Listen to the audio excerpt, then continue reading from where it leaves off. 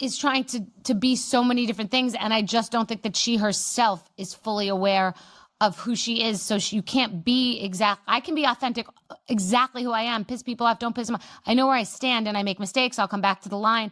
But like, it's very difficult to be front and center at the Kardashian 70th party and then also be many of the things that she wants. And that is where the security angle becomes important, because if things do not go as planned, that narrative offers a ready-made explanation. It shifts the story away from questions about demand and towards something external and harder to challenge. The coverage building around safety concerns plays directly into that. By highlighting social media chatter and suggesting potential risks, it creates a framework where cancellation, if it happens, can be explained as a precaution rather than a business issue. That is a powerful shift in perception. Another detail adds to the picture. A journalist reportedly had their booking cancelled after being identified. That raises a different kind of question. Events that are confident in their value usually do not shy away from media attention. In fact, they often welcome it. So when access becomes restricted, it can suggest sensitivity around how the event might be perceived under closer scrutiny. That does not automatically prove intent, but it does shape how the situation is interpreted from the outside. At this point, both outcomes are still possible. The retreat could go ahead as planned, or it could be called off with security given as the reason. But what seems less likely is the original image that was being sold. A fully booked, ultra-polished, high-end experience delivering exactly what the marketing promised. What is visible instead feels more scaled back and uncertain. And that gap between expectation and reality is what keeps drawing attention as this situation continues to unfold. The posturing parent critique, the Us Weekly cover story, the Penguin Random House situation, and even that Eileen Gu chairlift photo are all pointing in the same direction. Different angles, same message. There's a clear gap between what is being presented and what is actually happening behind the scenes. The image is still being carefully managed, but the reality keeps slipping through. You can see it in the details, in the inconsistencies, and especially in that key admission about creative control. Having final edit, approving everything, including the curtsy scene, that is the line that ties everything together. It places responsibility directly on the decisions that shape the narrative from the start. Because once that is established, the framing becomes harder to shift. If every major moment was approved, then it cannot be brushed off as misunderstanding or outside influence. The choices were deliberate, the direction was set, and now there is a push to be seen as protecting the same institution that was previously criticized. That tension sits right at the center of the story this week. There is another layer here that matters just as much, and it goes beyond the individuals involved. The shift at Us Weekly is not just editorial, it is commercial. Eileen Gu, who you probably know much more about because she's this American news superstar. But what I have been told, Paula, is that she is on the dating app Raya, right? Which is the dating app that you go on if you are a celebrity looking to find another celebrity or someone. This is about what actually sells in today's media environment, and the answer is becoming very clear. Us Weekly and People magazine are competing for the same audience, celebrity news that drives both print sales and online clicks. For a while, both leaned into access-based coverage, where positive stories and insider angles helped maintain relationships. That model worked when interest in success stories was high, but the calculation appears to be changing fast. The new direction suggests that positive coverage is no longer pulling the same numbers. Audiences are not as engaged with polished success narratives. Instead, they are paying attention to conflict, setbacks, and behind-the-scenes tension. That is what drives clicks, shares, and sales now, so the tone shifts accordingly. Coverage becomes more critical, more analytical, and more focused on what is not working rather than what is. It is not just a creative decision, it is a business move. Media outlets follow attention, and attention right now is leaning towards scrutiny, not celebration. That puts Us Weekly at the front of a possible trend. Never have we seen a showbiz fall from grace quite like it. Meghan Markle, desperate Duchess, has hit rock bottom.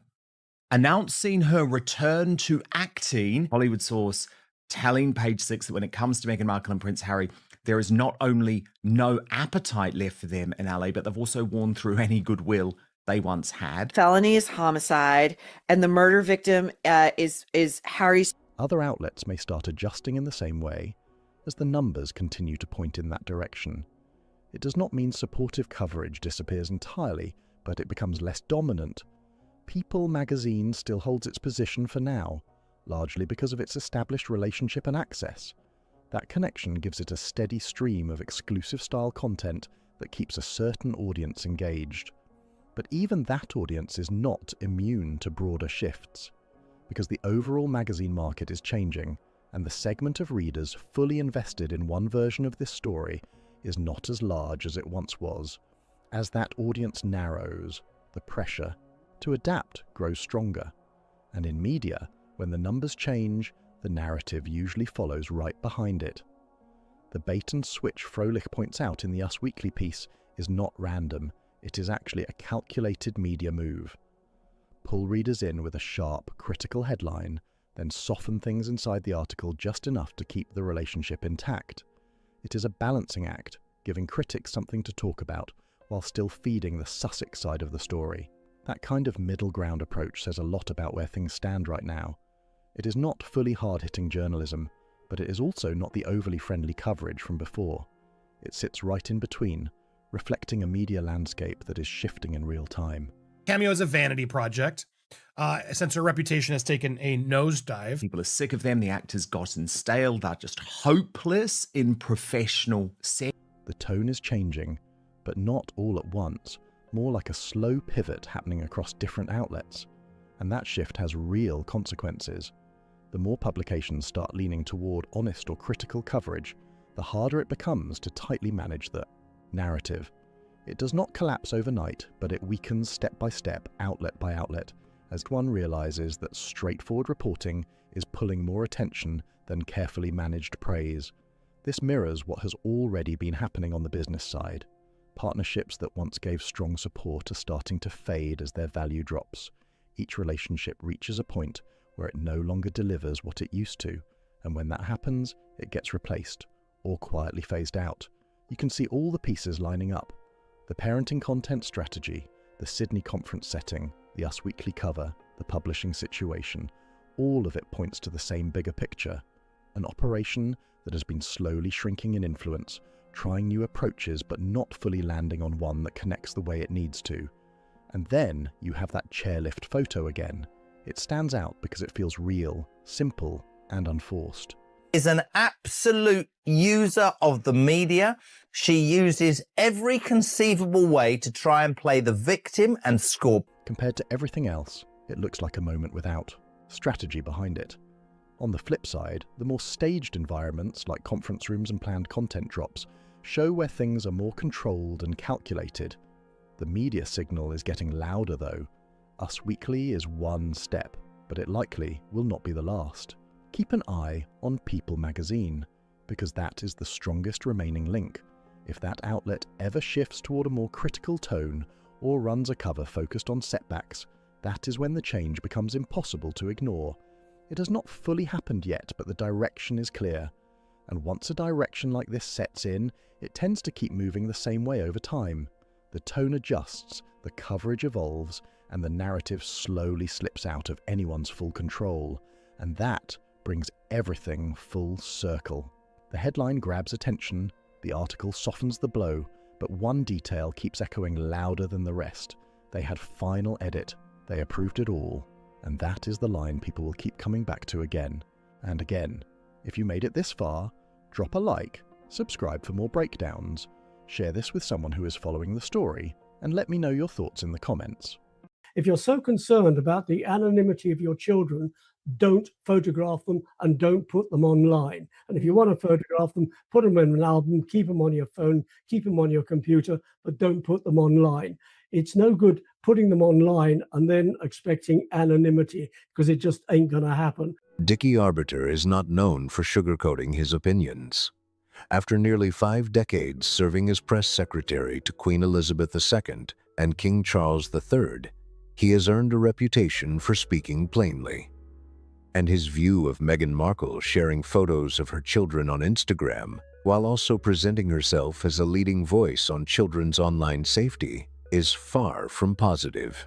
His criticism is direct, clear, and difficult to ignore when the full timeline is considered. But this story goes beyond accusations of hypocrisy, even though many critics believe the contradiction is impossible to miss. The bigger issue, according to several royal commentators, is the pattern that keeps repeating again and again. Dickie Arbiter, Duncan Larkham, and other longtime royal watchers have all pointed to the same question after years of following the story.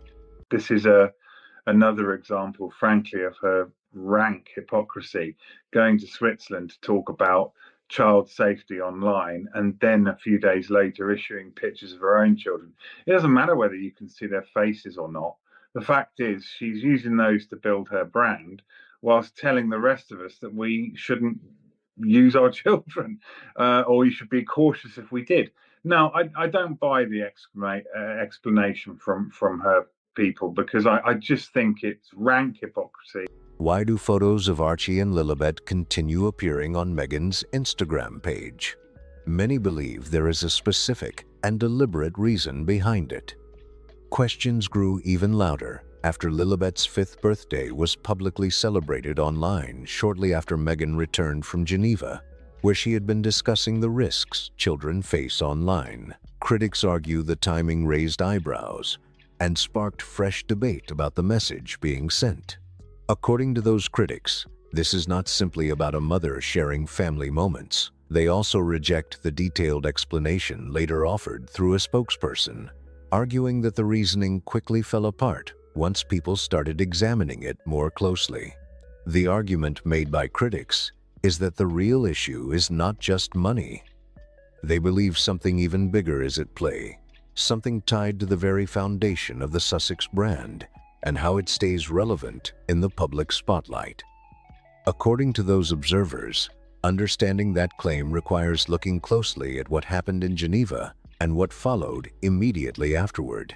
Meghan Markle traveled to Switzerland to speak at a World Health Organization event focused on child safety online. She delivered her remarks with confidence and professionalism, discussing the risks children face in the digital world, the challenges created by social media platforms, and the responsibilities of both parents and technology companies. The speech also added another title to her growing list of public roles and projects. Meghan Markle just doesn't seem to understand that if she's going to stand on this issue of internet safety, the first and foremost place that you must see this is on Meghan Markle's own Instagram page, which she refuses to do. She's trying to monetize everything, and it's impossible not to believe that Meghan Markle knows that posting her children generally gives her a bit more engagement. Still, some commentators noted that the reaction appeared more restrained than expected. Reports suggested there was no major public frenzy surrounding the visit, and the event did not generate the kind of worldwide attention that once regularly followed Sussex appearances. Even so, the speech was delivered, the message was made public, and Meghan established a clear position on the issue. What happened next is what sparked debate. Shortly after returning to Montecito, Meghan shared a photo of Lilibet on Instagram. Critics immediately focused on the timing and questioned how it aligned with the message she had just delivered on an international stage. Their argument centers on the sequence itself. First came a speech to a major global organization about protecting children online and the potential risks of digital exposure. Then came a social media post featuring her child. For critics, that contrast became the main story and fueled renewed discussion about whether the public message and personal actions matched up. The same Instagram, the same platforms you had just been warning the world about. That criticism was summed up as rank hypocrisy by a veteran royal commentator who has spent decades covering the royal family through scandals, disputes, and major public moments. It was a blunt assessment, and many people following the story closely reached a similar conclusion. For those critics, The contradiction seemed too obvious to ignore. As the debate grew, Meghan's team responded with a detailed statement to Newsweek. The more we learn about Meghan Markle, the more we realise that she doesn't get out of bed unless there's some sort of profit to be made or money to earn. And she'll use her children ruthlessly, just like she's used her husband incredibly ruthlessly, and the royal family ruthlessly, to build her brand, build her image, get her truth across. The statement argued that there is an important difference between sharing family moments and exposing children to intense public scrutiny. By keeping the children's faces hidden, the spokesperson said Meghan was putting into practice the same values she had discussed in Geneva: privacy, protection, and personal agency. On the surface, that argument made sense to many supporters. If faces are not shown, the children are not being fully identified. The idea was presented as a middle ground, allowing family milestones to be shared without revealing too much personal information.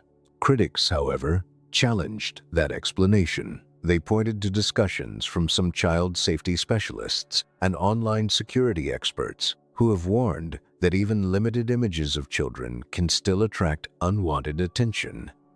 According to that view, hiding faces does not automatically remove every concern tied to online exposure. Most social media users may see a birthday photo, a silhouette, or the back of a child's head and think nothing of it. But critics argue that highly public figures face different challenges. They claim that partial glimpses can sometimes increase curiosity among the small number of people who become intensely fixated on celebrity families. That is where the debate becomes more complicated.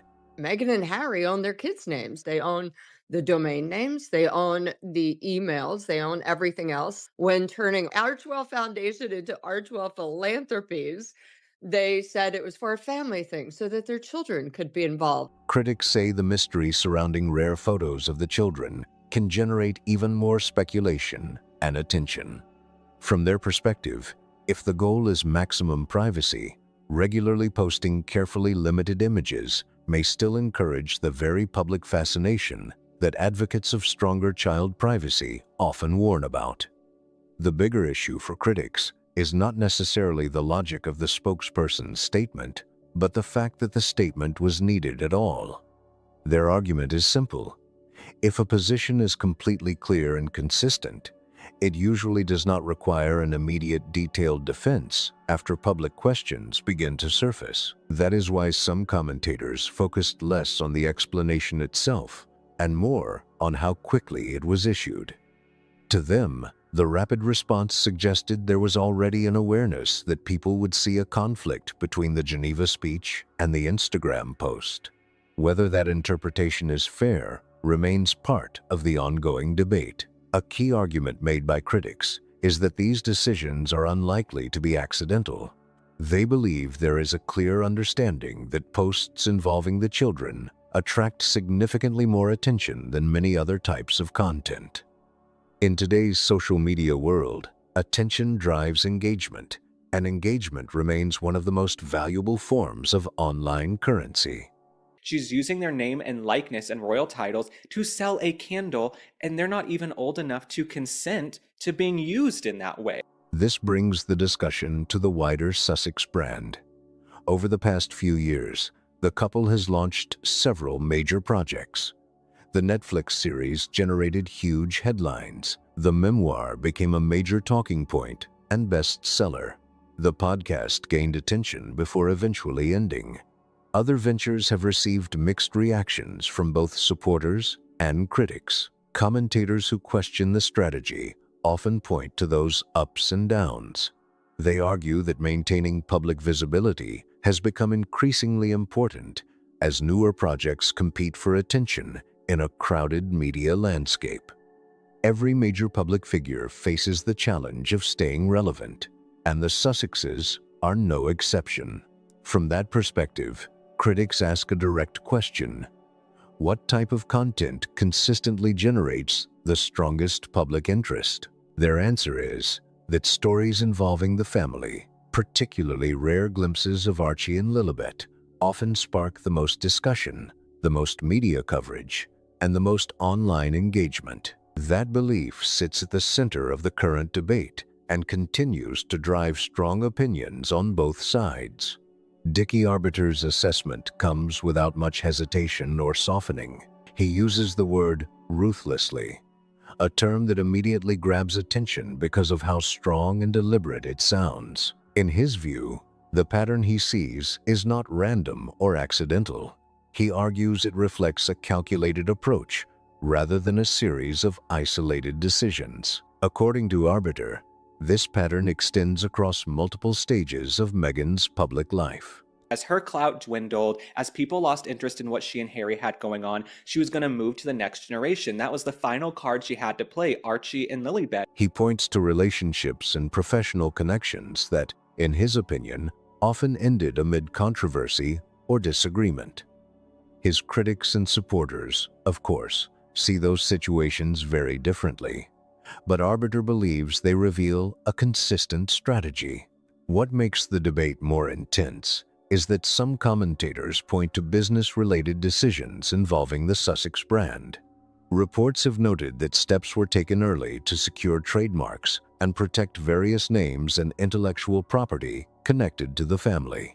Supporters view that as normal brand management, while critics see it as evidence of long-term commercial planning. From that perspective, critics argue that social media posts, birthday photos, and family snapshots are not completely separate from the broader business operations surrounding the Sussex brand. They believe these public moments contribute to maintaining interest in projects, partnerships, and future opportunities. One example often raised by critics involves online shopping features that reportedly linked followers to clothing items similar to those worn in family photographs.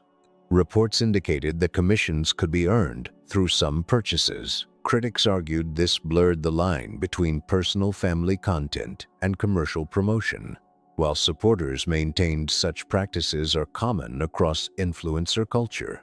The discussion becomes even more controversial when it involves young children.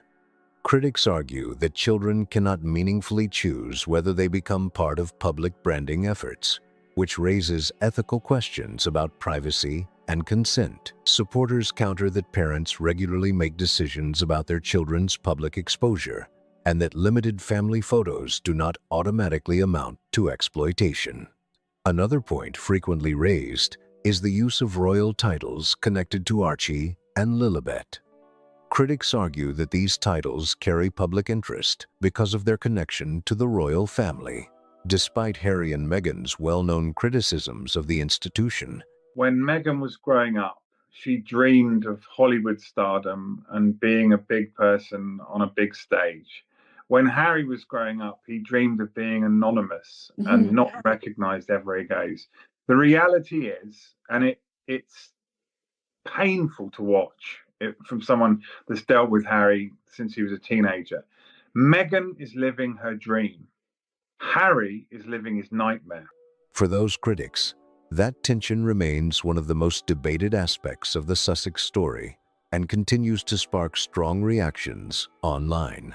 Critics argue that the royal connection remains one of the most valuable parts of the Sussex brand. In their view, the attention surrounding Archie and Lilibet is not mainly about selling products or boosting social media numbers. They believe it is tied to something bigger, maintaining public interest and keeping a strong link to the royal family in the public imagination.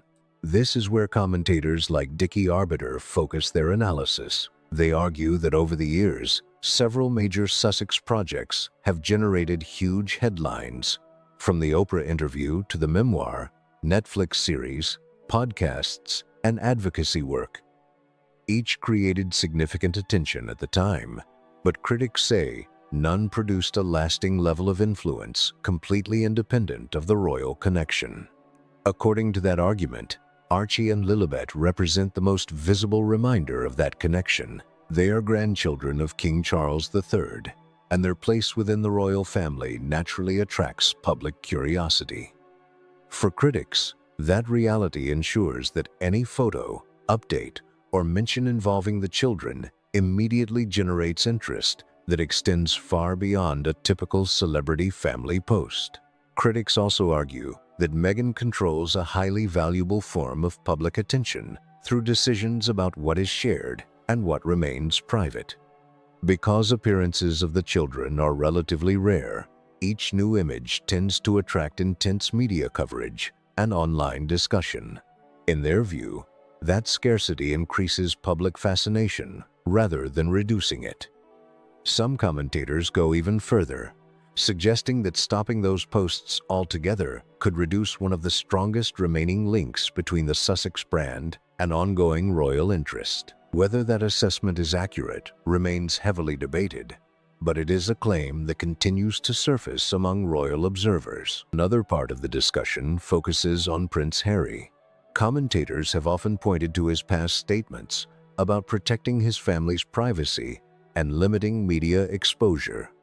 Because of those remarks, every public appearance or social media post involving the children tends to spark questions about whether current actions align with those earlier views. Meghan is never a spare part in anything. She wants to be number one. She wants to be number 100. She wants to be number one right through to a million.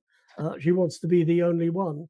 Unfortunately, the world is going to come crashing down on her one of these days because people have been seeing through her for a long time. Critics argue that whenever photos are released, Harry becomes associated with the decision, regardless of how involved he may have been behind the scenes. That dynamic has fueled ongoing speculation about how both Harry and Meghan balance family, privacy, public life, media attention, and the commercial realities that come with being two of the world's most closely watched public figures. Critics argue that Prince Harry's silence is often interpreted by the public as approval. Whether that assumption is fair or not, many observers view his continued participation in public projects with Meghan as a sign that the couple remains aligned. From that perspective, family photos serve a purpose beyond generating attention. They reinforce the image of a united brand and a continuing story that audiences recognize instantly. In discussions about Meghan's strategy, some commentators argue that Harry is often overlooked. They point out that much of the public interest surrounding the Sussexes comes from his royal background, his family ties, and the extraordinary life he was born into.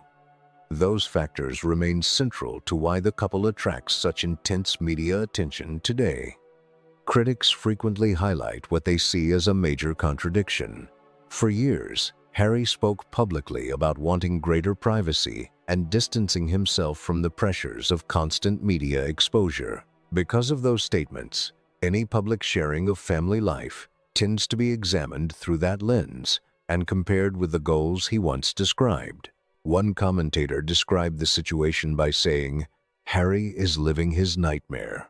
That view reflects the belief that the life he currently leads appears very different from the one he once said he wanted. Critics argue that the contrast is striking, especially when family moments become part of social media conversations and international headlines. Over time, observers have pointed to various public appearances that fueled speculation about possible tensions. They note occasions where Harry and Meghan attended separate events, as well as moments when one appeared without the other at gatherings where both might once have been expected.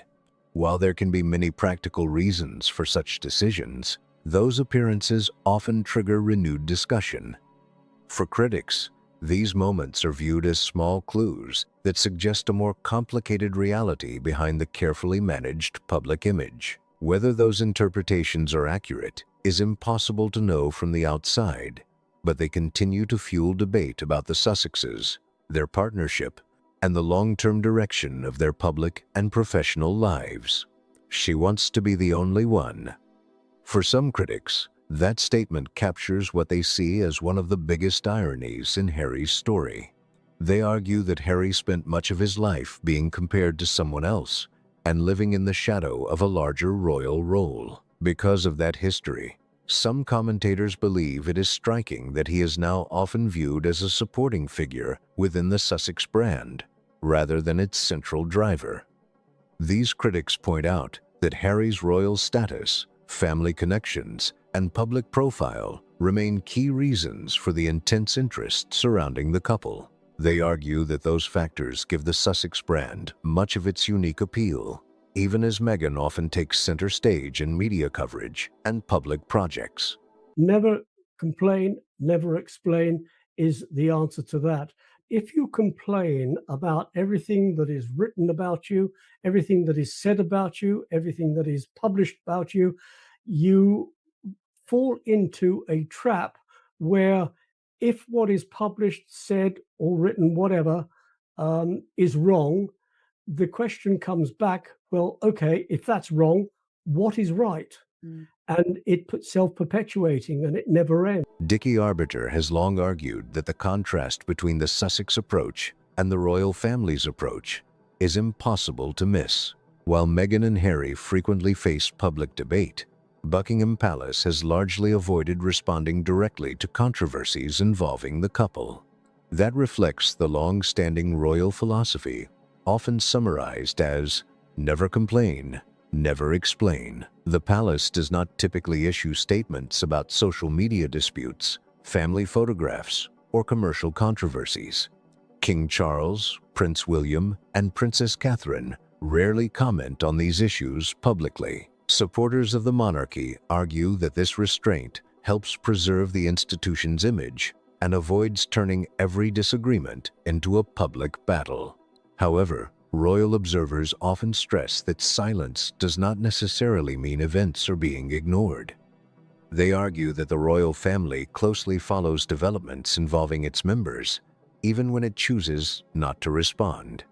According to that view, major decisions, public controversies, and commercial activities are carefully noted behind the scenes. Critics believe that issues such as the use of royal titles, public discussions about family matters, and business ventures connected to royal associations may all factor into future decisions made by senior royals. Whether those assumptions are correct remains uncertain, but the speculation continues to grow. For commentators like Arbiter, the real contrast lies in how each side handles public scrutiny. One side frequently becomes part of the conversation, while the other often remains silent. In his view, that silence is not weakness or passivity. It is a deliberate strategy that has helped the monarchy navigate controversy for generations and maintain its position through changing times. Supporters of the monarchy often argue that its greatest strength is confidence in its own longevity. In their view, the institution does not rely on constant public validation because it has survived generations of challenges, controversies, and dramatic changes. They point to Queen Elizabeth II as an example, noting that she rarely responded publicly to criticism and instead focused on continuity and stability throughout her reign. Many royal commentators believe there is an important lesson in that approach. Rather than engaging with every controversy, the monarchy often allows public debates to run their course. Critics of Meghan argue that she has taken the opposite path, responding more directly through interviews, statements, and public messaging. According to those critics, each response can sometimes create additional questions instead of ending the discussion. They argue that attempts to explain controversial decisions often lead to even greater scrutiny. Meghan Markle said social media companies exploit children for clicks and Meghan Markle, while at the same time admitting that she exploits her own children for social media clicks and money. She is a joke on this topic, and no one with active brain cells will ever take her seriously unless she lives by what she preaches. But she's too addicted to exploiting herself and her family for clicks and money to do anything else. It's difficult to reconcile with earlier statements or positions. Commentator Dan Wootton has framed the issue in a particularly strong way, suggesting Meghan is too addicted to stop. Critics use that phrase to argue that maintaining public attention has become deeply tied to the Sussex media strategy. Supporters, however, would likely reject that characterization entirely. The central claim from critics is that photos involving Archie and Lilibet consistently attract some of the strongest engagement and media coverage. Because of that, they believe such content remains highly valuable from a publicity standpoint. Their argument is simple. As long as those posts continue generating attention, speculation, debate, and headlines, they expect the strategy to continue as well. Dickie Arbiter has spent nearly half a century observing the royal family from the inside. He witnessed major moments in royal history, worked closely with Queen Elizabeth II, and saw Prince Harry grow up firsthand. Supporters of Arbiter argue that this experience gives added weight to his opinions because he is judging events against decades of direct observation rather than theory alone. His argument centers on what he believes royal titles are meant to represent. In his view, respect comes from long-term service, dedication, and commitment rather than publicity, branding, or commercial opportunities. Critics of Meghan often contrast her approach with that traditional model and argue that the difference is significant. For those commentators, earning public respect means carrying out responsibilities consistently, even when there are no headlines attached. They argue that genuine service is often quiet, repetitive, and largely unseen by the public. It is less about attention and more about showing up year after year. Many royal supporters point to Catherine, Princess of Wales, as an example of that approach. They highlight visits where she has met people facing difficult personal challenges and offered support based on her own experiences. In those moments, they argue, the focus remains on the people being helped rather than on media attention. Commentators such as Kevin O'Sullivan have praised what they see as Catherine's low-key style. They argue that many of her engagements receive attention only after they happen, without extensive promotion beforehand. To supporters, that reflects an understanding of royal service that places the event itself ahead of publicity. For critics of Meghan and supporters of the monarchy, this comparison sits at the heart of the debate. They see one model built around visibility and media engagement, while the other emphasizes duty, restraint, and consistency. That contrast continues to shape how many observers view the ongoing Sussex story. I don't know why anybody takes so much notice of Meghan. She is a nobody. She is an actress from a soap who was written out of a soap that eventually came to an end. Hollywood wasn't galloping to her front door to offer her parts. They're still not offering her parts, even though now she's a duchess. If you want to be a duchess, behave like a duchess and earn the title.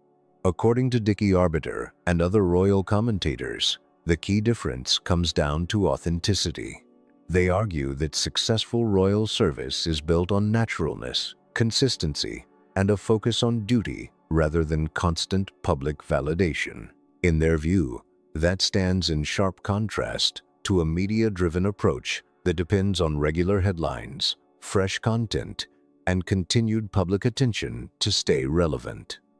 When Arbiter says, "earn the title," critics believe he is talking about something much deeper than personality or style. They argue the distinction is between serving an institution and using that institution as a platform. Supporters of the monarchy often see that as the defining divide at the center of the Sussex debate. Meghan entered royal life with enormous opportunities. She was given global recognition, a respected title, and a platform few people in the world will ever experience. Supporters would argue she faced intense pressure and scrutiny, while critics contend she had every chance to build a lasting role within the institution. Years later, that disagreement remains just as fierce as ever. For commentators like Arbiter, the biggest questions now are not about headlines, interviews, or social media posts. They are about the future. Archie is 7 years old. Lilibet recently turned 5. They are still too young to fully understand the public debates that surround their family. But one day, they will be old enough to look back and see how their childhood became part of a story discussed around the world. That reality leaves many royal watchers asking difficult questions. How will Archie and Lilibet view these years when they are older? What kind of relationship will they have with the wider royal family in the future? And can family bonds strained by years of public disputes ever truly be rebuilt? Those questions remain unanswered, and they may ultimately become the most important part of this entire story. One thing is certain: the debate surrounding Harry, Meghan, and the royal family shows no sign of fading anytime soon. Every new development sparks fresh discussion, new opinions, and strong reactions from both supporters and critics. And as long as those questions remain unresolved, the public fascination is likely to continue. Now, I want to hear from you. What do you think about Dickie Arbiter's comments? Do you agree with his assessment? Or do you think critics have gotten this story wrong? Share your thoughts in the comments below and join the conversation. If you enjoyed this video, please subscribe and share it with others who follow the royal family and Sussex news. Your support helps the channel grow and allows us to keep bringing you more stories and discussions. Thanks for watching, and I'll see you in the next video. But this is a clear sign that they're not selling the types of tickets that they wanted to be selling, that Prince Harry doesn't attract the audience that they assumed he was going to attract. Is Meghan Markle's team practicing their PR Pilates again? Me think so. He's out here trying to lock in a wild $1 million fee for every single speech, and that number alone already raises eyebrows. Now check the reality in Melbourne this week. Tickets are barely moving, and despite all the noise and promotion, the room is still looking half empty. So what's actually happening behind the scenes? Harry is in Australia right now, part of what his team is branding as a huge speaking tour, with the main event being a workplace mental health summit in Melbourne. But his ailing father, who has cancer, it's just rubbing it in their faces as they continue to pursue what they were instructed not to. And, you know, I really sympathize with the royal family here because it feels like they've lost complete control. On paper, it sounds polished. Big venue, 2-day schedule, industry crowd. But when you look closer, the numbers tell a completely different story. Ticket prices didn't just dip a little, they straight up crashed. Starting at $2,400, then cut to $2,000, then dropped again to $1,000, and now sitting at just $500 for online access. That's 4 major price cuts for one event built around one speaker, and behind all of it is one number that keeps popping up: $1 million. That's the... Meghan Markle, she's over there, not even doing solo shots. She's like, I'll do a group picture. They paid $3,200 and y'all are going to get one group shot. Figure Harry was reportedly aiming for per speech when he first entered this space, and that number was everywhere back then, never clearly shut down either. Now compare that to Melbourne, where reports suggest he's pulling in closer to $50,000. From $1 million down to $50,000, and still struggling to fill seats. That's not some clever pivot, that's a huge drop. We're talking nearly a 95% fall in just a few years. And even after slashing prices again and again, the crowd still isn't showing up like expected. Kinsey Schofield said it straight this week. Harry is not pulling the audience his team thought he would. That's not guesswork, that's backed up by the ticket sales themselves. And this didn't just start now. The earlier event in Washington already hinted at trouble. Seats were going for $1,800. Expectations were high, but people who attended came out confused. Well, well, well. You have got to give it to Meghan. She's not anything if persistent, because she's managed to infiltrate the Mexican community to start spreading news in her favor in order to discredit us. One summary even said, "What the heck? No deep research, no clear solutions, no solid data. Just personal opinions being delivered to a paying crowd. People paid top dollar and expected something serious in return. But Melbourne is showing the same pattern all over again. This isn't bad timing or just a one-off moment. It's starting to look like a trend you can't ignore. The original plan was clear: position Harry as a high-value speaker, someone standing shoulder to shoulder with global leaders and respected experts. But that kind of price tag comes with pressure. It demands authority, real insight, and something unique people can't get anywhere else. Now the big question is impossible to dodge. Does the content actually match the cost? Harry and Meghan cannot leave the royal roles behind. This is an absolute cosplay royal tour, and the red flags are there. King Charles, Harry and Meghan are going to do whatever they can to undermine the monarchy, and he is allowing them to. This was a man that, upon leaving the British royal family, was demanding $1 million per speech. And now it's like, no, that's not going to happen for you. Not when we've seen what you're capable of saying, and it's not much. Washington already raised eyebrows, but Melbourne is turning up the volume, and this is where things start slipping apart. Every event seems to follow the same script. Harry walks in, steps on stage, and ends up talking mostly about himself. But the audience isn't there for that. They're expecting real knowledge, useful takeaways, something they can actually apply. Instead, what they're getting feels more like a personal story than a professional breakdown. And every time this plays out, the next deal comes in lower than the last. From $1 million all the way down to $50,000. That's not a small adjustment, that's a steep fall. 4 rounds of price cuts, and still empty seats in the room. That's not a temporary dip, that's a direction, and it's moving one way fast. Call it the $1 million gap. The massive difference between what was once expected and what's actually being paid now. A 95% drop in just a few years is huge, but here's where it gets even more interesting. Even at $50,000, tickets still struggled to sell across every price tier. That suggests the real demand could be even lower than what's being negotiated behind closed doors.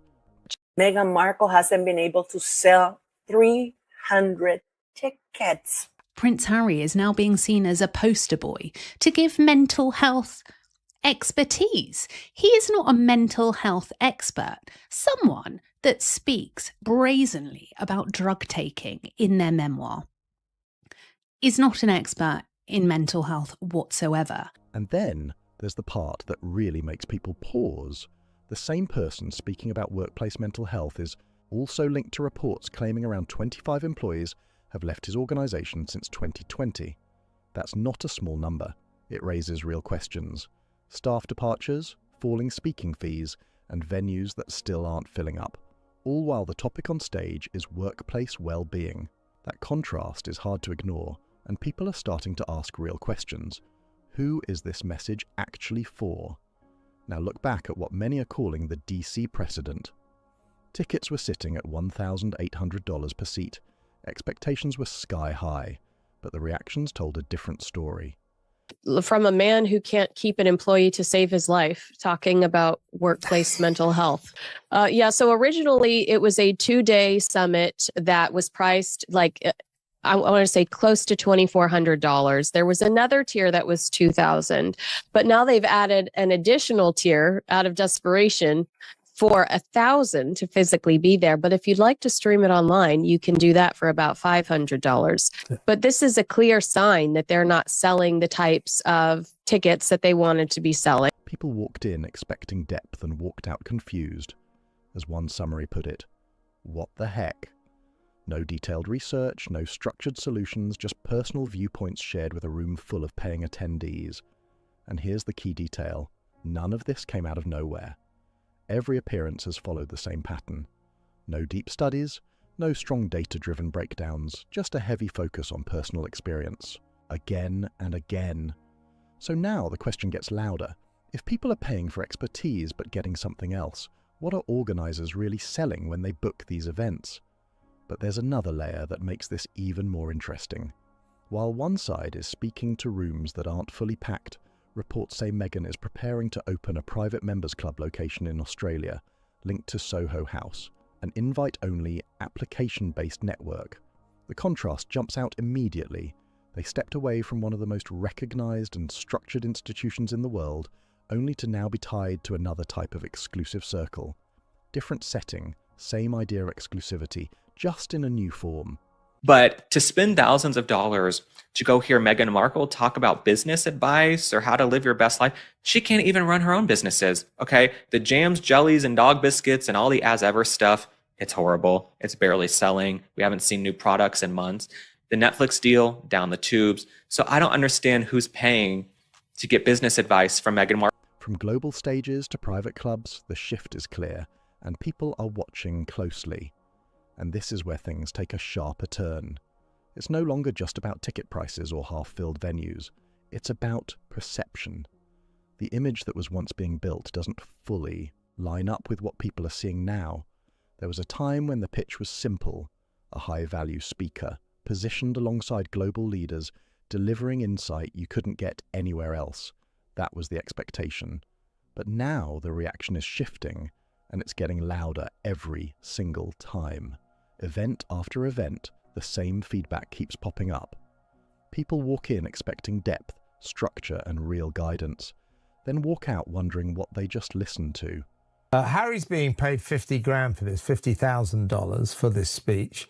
And as you say, they can't sell the tickets. So they're slashing the prices, as far as we know, the place is still half empty. So they're desperately trying to virtually give the tickets away to spare Harry the embarrassment of having to speak to a half empty auditorium. That gap between expectation and reality is starting to stand out in a big way. Some reactions are blunt too. Attendees have reportedly said things like, "That wasn't what I expected," and even, "Where was the actual advice?" Those kinds of comments don't just disappear, they stick and they spread fast. And here's the uncomfortable truth about the speaking world. Reputation moves faster than any marketing campaign.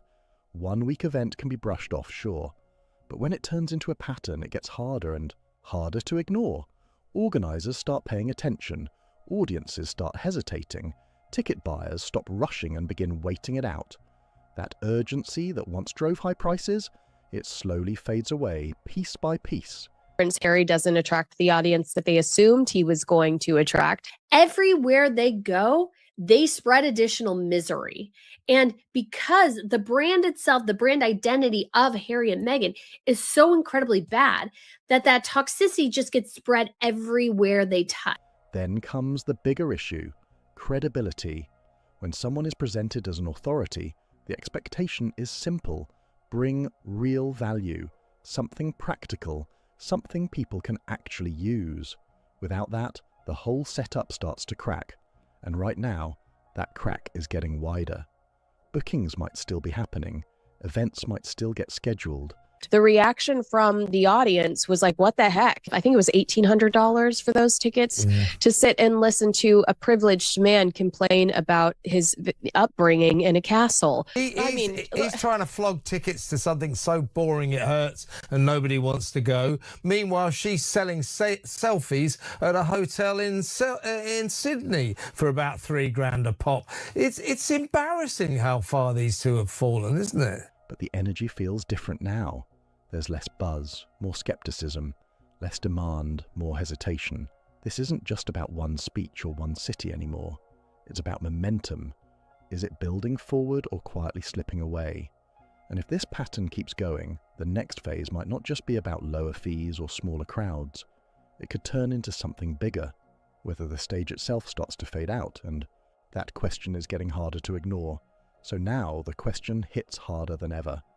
Was this really the upgrade they were aiming for, or just what was left after everything else fell apart? Look at this comparison because it speaks loud on its own.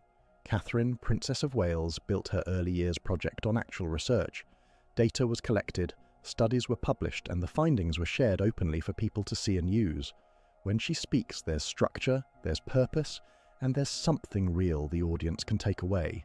She doesn't make it about herself. The work speaks for itself, and that difference is hard to miss. But for Harry and Meghan, it's not working, and it hasn't worked. It's not working. It hasn't worked for ages, and they keep trying the same things again and again, thinking that will right the ship. I mean, they think there's going to be so many people there, they'd need to set up railings, they'd need crowd control. Absolutely not. The few people that might turn up to see Harry and Meghan, I don't think are really going to have nice things to say about them, but that's all it's going to be, a boo here and there. Now stack that up against Melbourne, a reported $50,000 appearance, multiple ticket price cuts, and still a venue that isn't filled. No research announced ahead of time, no preview of data, no clear framework shared before stepping on stage.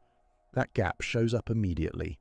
One side builds solid content, the other leans on appearances, and the market is reacting to that difference in real time. But here's where it gets even more telling. There's been no clear response to any of this. No real explanation for the repeated ticket price drops, no detailed preview of what's actually being delivered to justify the cost, and no direct pushback against the criticism. Just silence, and that silence stands out. This is the same team that has responded quickly in the past when pressure hit. Statements used to come fast, responses were sharp, and narratives were challenged almost instantly. But now, when it comes to pricing, attendance, and audience reactions, Harry got on stage in DC and moaned and groaned about how he's lacked privacy since he was born, offered no solutions. It was just another mental breakdown for an audience to witness. And a lot of the people in DC were disappointed that they'd paid such a significant, I think it was $1,800 for those tickets. nothing. And at this point, that silence starts to say a lot more than words ever could. The original message was bold. The idea was to step out, do more, reach further, and create a bigger impact. That was the promise. Now fast forward to where things stand. A venue that isn't full, no clearly defined expertise presented up front, and ticket prices that have been cut again and again, from $1 million expectations down to just a fraction of that. The platform is still there, but the value tied to it is being questioned more than ever right now. And while all of this is playing out, there are reports of separate appearances and exclusive experiences happening elsewhere, adding another twist to the story.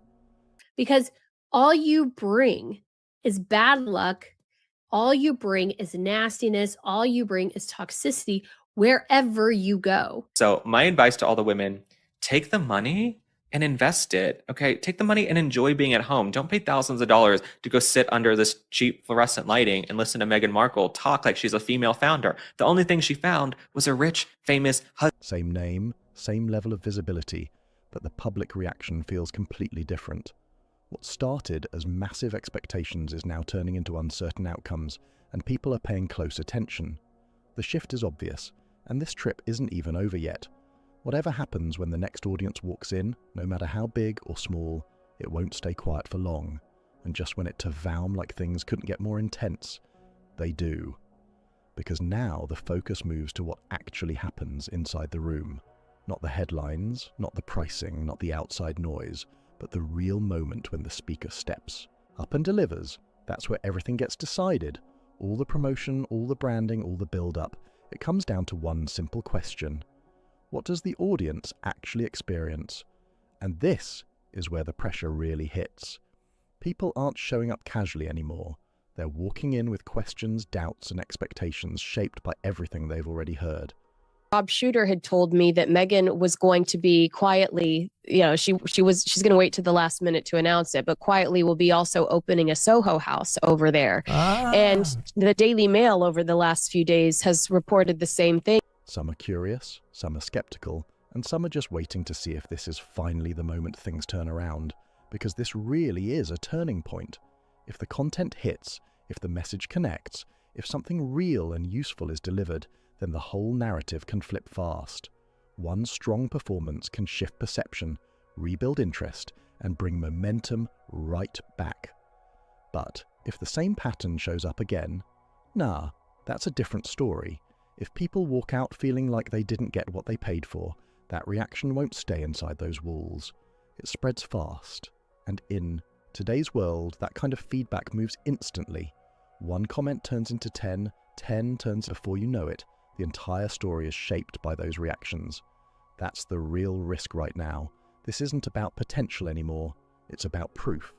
It's a private elite club that you have to submit a request to join. You have to pay monthly to leave the ultimate, elite in the British royal family to go cut ribbons at a Soho house. I'm sorry, but what a fall from grace. Not what could happen, but what actually happens when it matters most, and the stakes are higher than ever. Every word, every point, every second on that stage is being watched, judged, and remembered. Because this isn't just another speaking event, this is a test a test of value, a test of credibility, and a test of whether people still believe there's something worth showing up for. And once that moment is gone, that's it. No edits, no rewrites, no second version. I think a great example of that is Catherine's early years project. You know, occasionally they'll release the research that she's generated through that project. What happens on that stage becomes the story, and it sticks. But it doesn't stop there. What really matters is what happens after the event, because that's where the real impact shows up. Not the promotions, not the pricing, not even the headlines. It's the reaction that follows, the conversations people have while walking out, the posts that start going live, the messages being sent between attendees. That's where the truth starts coming out. Because people talk, they compare notes, they share opinions, and they don't hold back when something doesn't meet expectations. If the experience feels worth it, that energy spreads fast. But if it doesn't, it spreads even faster. And right now, that risk is sitting front and center. People catching on and realizing that maybe he's not an authority on all of these things. And do we really want to spend such a significant amount of money to listen to a grown man cry? This isn't happening in isolation either. Each event builds on the last. Each reaction adds another layer. And over time, those layers turn into a reputation that's hard to shake.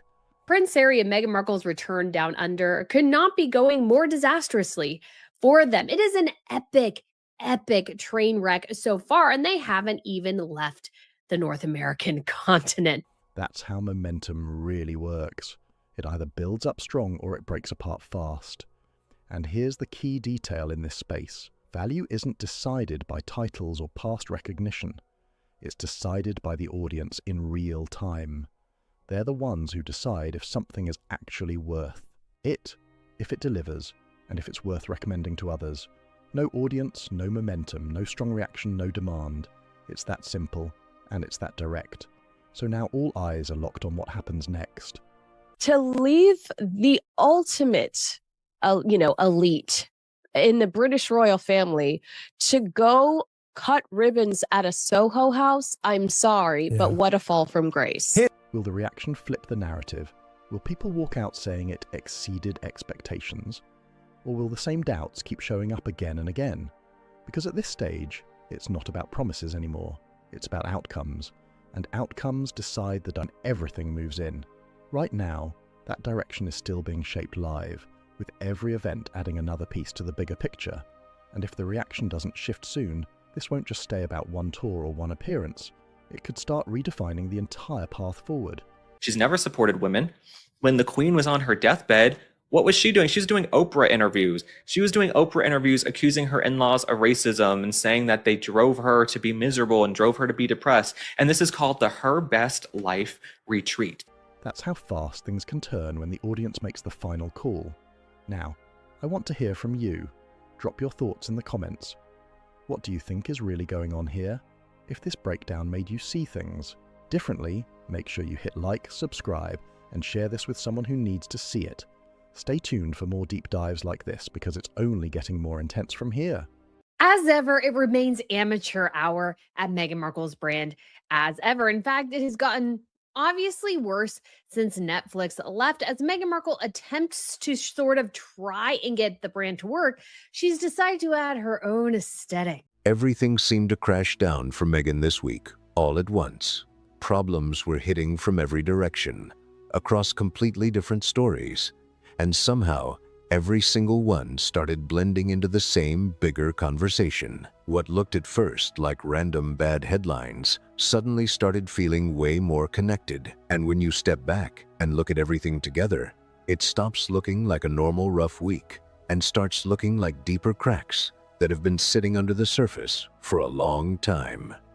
There were reportedly 137,000 unsold jars sitting around, a rebrand rollout that somehow launched with a typo right on the homepage, and a promo video that instantly turned into internet comedy material. Then came the Mother's Day tribute that left people more confused than emotional. About new as ever promo video on Monday afternoon, and the entire internet had the same reaction inside 9 minutes. While old palace bullying allegations popped back into British headlines again.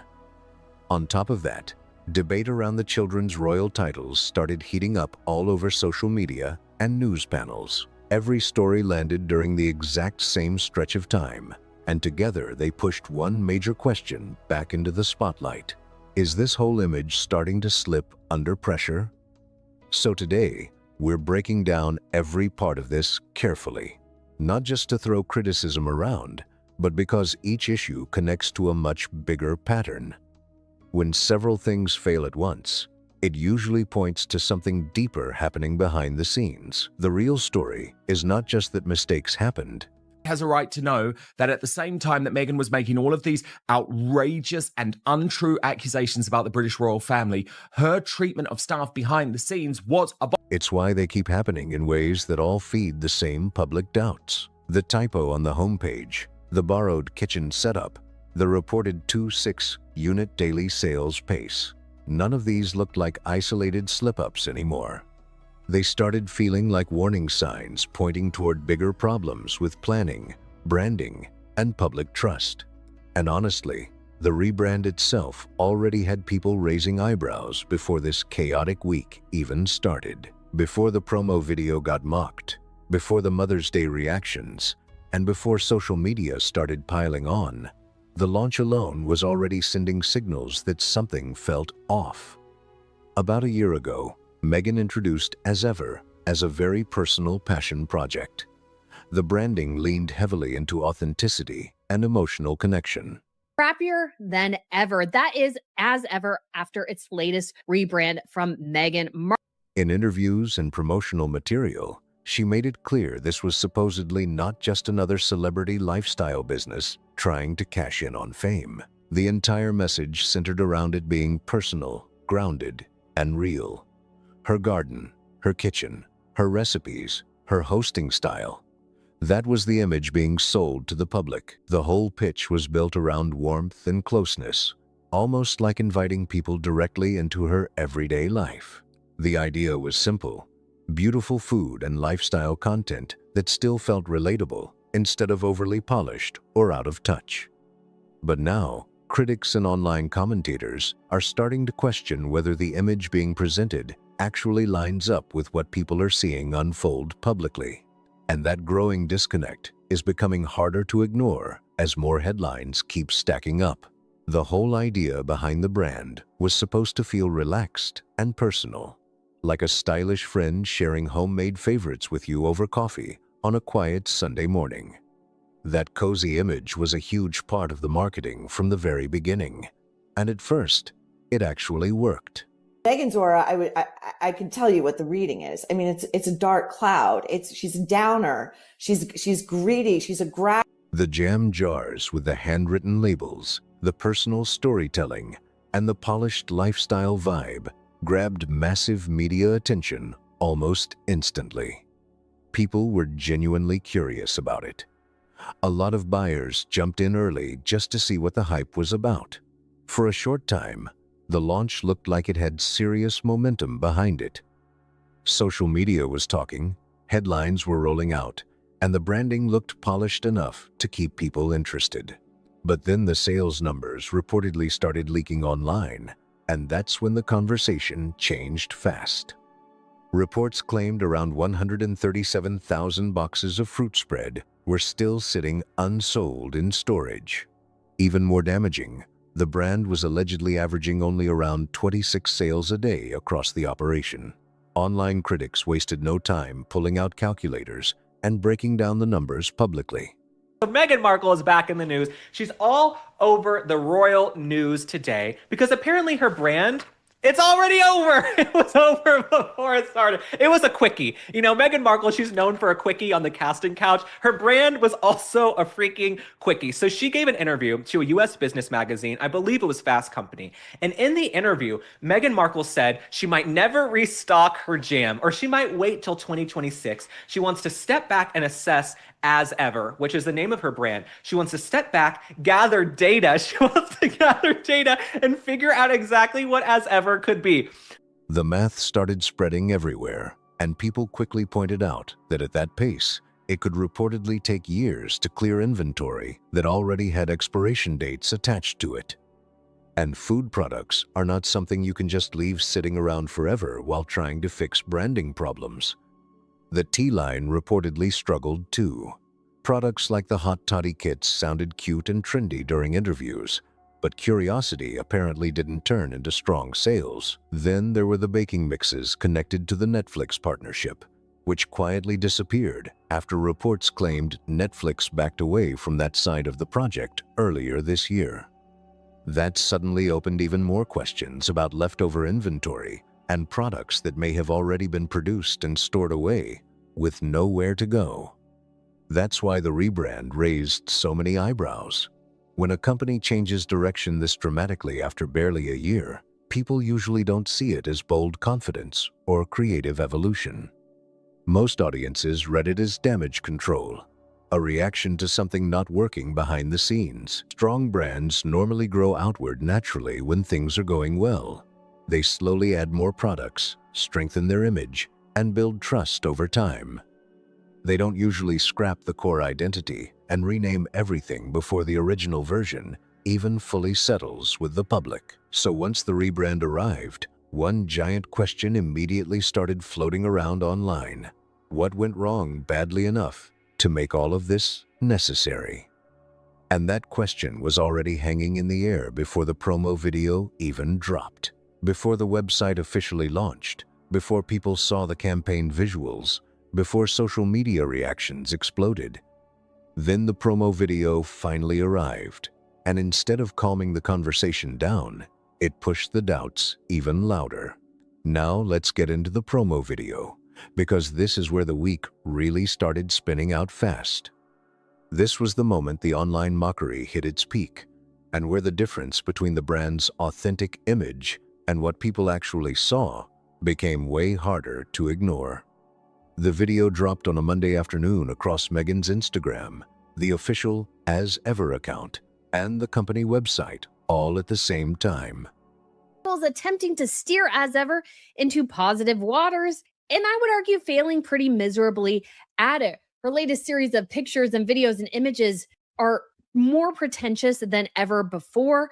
In a time where people are paying more than ever for simple things like gas and groceries, Meghan Markle is telling you that her brand is expensive, but yet cheap at the same time. Everything about it screamed high-end luxury branding, soft piano music, dramatic lighting, carefully placed shadows, slow cinematic shots. It followed the exact style luxury companies use when they want people to believe they are not just buying a product, but buying a lifestyle and a certain image of themselves. The campaign mainly focused on two products: orange, marmalade, and raspberry preserve. But almost immediately, attention shifted away from the products themselves and onto the presentation surrounding them. Within about 90 minutes, fashion bloggers online had already identified nearly every outfit Meghan wore in the video. People started breaking down every pose, every camera angle, every styling choice frame by frame. One word kept showing up again and again in reactions online: engineered. Viewers felt like nothing in the video looked natural or spontaneous. The opening scene especially caught attention. Meghan appeared barefoot, sitting cross-legged on a kitchen counter beside a tray of cookies while flipping through a book. The visuals were clearly trying to create a cozy, effortless atmosphere. Warm lighting, soft colors, relaxed body language. The goals seemed to be making viewers feel like they were getting a peek into a calm and genuine home life. But then reports started spreading that the kitchen shown in the video was allegedly not even her real kitchen. According to online discussion and media reports, her actual kitchen reportedly has a much darker farmhouse-style look that didn't match the soft luxury image the campaign wanted to present. Because of that, another property was allegedly used for the shoot instead. And honestly, that detail mattered way more than people first realized. This entire brand was built around the idea of authenticity. The marketing constantly pushed the image that Meghan was sharing her real passions, her real routines, her real home environment, and her personal lifestyle with the audience. So when viewers found out the heart of this supposedly personal brand may have been filmed somewhere else, Critics argued it damaged the whole message the company had been trying to sell from the start. What data is Meghan Markle gathering? Is she like in the mainframe gathering data? I think only a handful of people bought the jam and jelly, and most of them were journalists who just wanted to eviscerate and look at what the ingredients were. And the ingredients were probably toxic. In my opinion, I would not be eating her jams, jellies, and dog biscuits. Then came the second major look that sent social media into full debate mode. Meghan appeared wearing a floor-length ivory halter gown with an open back, identified by fashion watchers as the Stella McCartney dress from her royal wedding reception. She paired it with an oversized cream blazer while holding a glass of champagne and promoting marmalade at the same time. The styling choice instantly confused a lot of viewers. The gap between luxury red carpet fashion and jars of fruit spread felt so huge that even outlets usually friendly towards celebrity branding struggled to explain how it all connected. Online, the most common reaction wasn't anger or excitement. It was straight-up confusion about what exactly the campaign was trying to sell in the first place. The third outfit is where the internet really went wild. Meghan appeared in a deep red silk slip dress with a plunging neckline while pouring champagne in dramatic slow motion. The entire visual style suddenly felt less like a food brand and more like a luxury perfume commercial or some glossy late-night movie scene. Almost instantly, comment sections across social media started making the exact same comparison over and over again. People weren't even talking much about the preserves anymore. The conversation completely shifted toward the styling, the mood, and how disconnected everything felt from the actual products being promoted. Critics online kept asking why a brand supposedly centered around homemade comfort and simple kitchen warmth was presenting itself like a high-fashion fantasy campaign instead. Then came the moment that really exploded across the internet. Meghan leaned back, tilted her head, closed her eyes, and slowly moved her hands across herself while the camera stayed locked in dramatic slow motion. I think she's sort of starting to lose interest as the brand isn't doing well. I think she's kind of like, "Oh, I don't want to take the time. I just want to get this out. I just want to get this sold." And I get it, but like she wants to apparently run a multi-million-dollar, if not billion-dollar empire, and she ain't going to do it like this. That clip spread everywhere within hours, and one question completely took over the reactions online. What does any of this have to do with jam? That single reaction captured the confusion people were already feeling throughout the whole campaign. Viewers weren't necessarily upset about glamorous visuals themselves. The issue was that the branding and the products felt like they belonged to two completely different worlds. But one specific detail pushed the criticism even further. Throughout the entire promo video, Meghan never actually eats the products. She holds the jars carefully, lifts them toward the camera, studies them, and presents them almost like luxury accessories. But she never opens the jar, never tastes the jam, and never drinks the tea either. That stood out because this brand was supposedly built around real enjoyment, homemade recipes, comfort, hosting, and authentic food experiences. Instead, the products ended up feeling more like background props in a fashion photo shoot than items someone genuinely uses in everyday life. And for a company pushing authenticity so heavily, that absence became hard for viewers to ignore. One viral comment especially took off online because people felt it perfectly described the vibe they were getting from the footage. The comment said, "She looked like someone wandering through a stranger's mansion pretending they own it." The reason that line spread so fast wasn't just because it sounded dramatic. It spread because a lot of viewers felt it explained the strange disconnect they had been noticing in almost every scene of the campaign. Then the website launch added another layer of problems right on top of the promo backlash. And honestly, many of those issues looked completely avoidable with basic quality checks before launch day. The redesigned As Ever website arrived with a dark and moody aesthetic that many people said felt closer to an expensive fashion catalog than a cozy spring food brand. Heavy shadows, muted colors, oversized editorial-style photography, complicated navigation menus. Everything about the design seemed focused on looking massive and luxurious. But that created another problem almost immediately. The website structure looked like it belonged to a giant lifestyle empire with endless product categories and years of established inventory. In reality, the company reportedly still had only a fairly limited range of products, trying to build momentum. That mismatch between the image being projected and the actual scale of the business became another thing. Critics online started picking apart fast. Critics started pointing out the contradiction almost immediately. A lot of people felt the branding was trying harder to sell a fantasy about what the company wanted to become, instead of showing what the brand actually was right now. And once reports about the sales struggles started spreading online, that gap between the polished image and the reported reality became much harder for audiences to ignore seriously. Then another issue started making rounds online fast. The homepage featured a recipe that referred to the product as raspberry jam, even though the company officially markets it as raspberry fruit spread. Two completely different names for the same product appeared on the same website, and screenshots spread across social media within minutes. For a company working so hard to present itself as premium, polished, and detail-focused, that kind of inconsistency raised even more questions about what was happening behind the scenes. And then came the typo that really sent the internet into full roast mode. In large text displayed prominently on the website, the phrase read, "You're beautiful," spelled as Y-O-U-R, beautiful. A grammar mistake so basic that even standard writing software usually catches it automatically. The typo was corrected quickly after people noticed it, but by then screenshots had already exploded across every major platform. On its own, maybe it would have just been a small, embarrassing mistake people forgot about after a day or two. But because it happened during the exact same week as all the other criticism, the typo suddenly became something much bigger online. People weren't only laughing at the grammar mistake itself.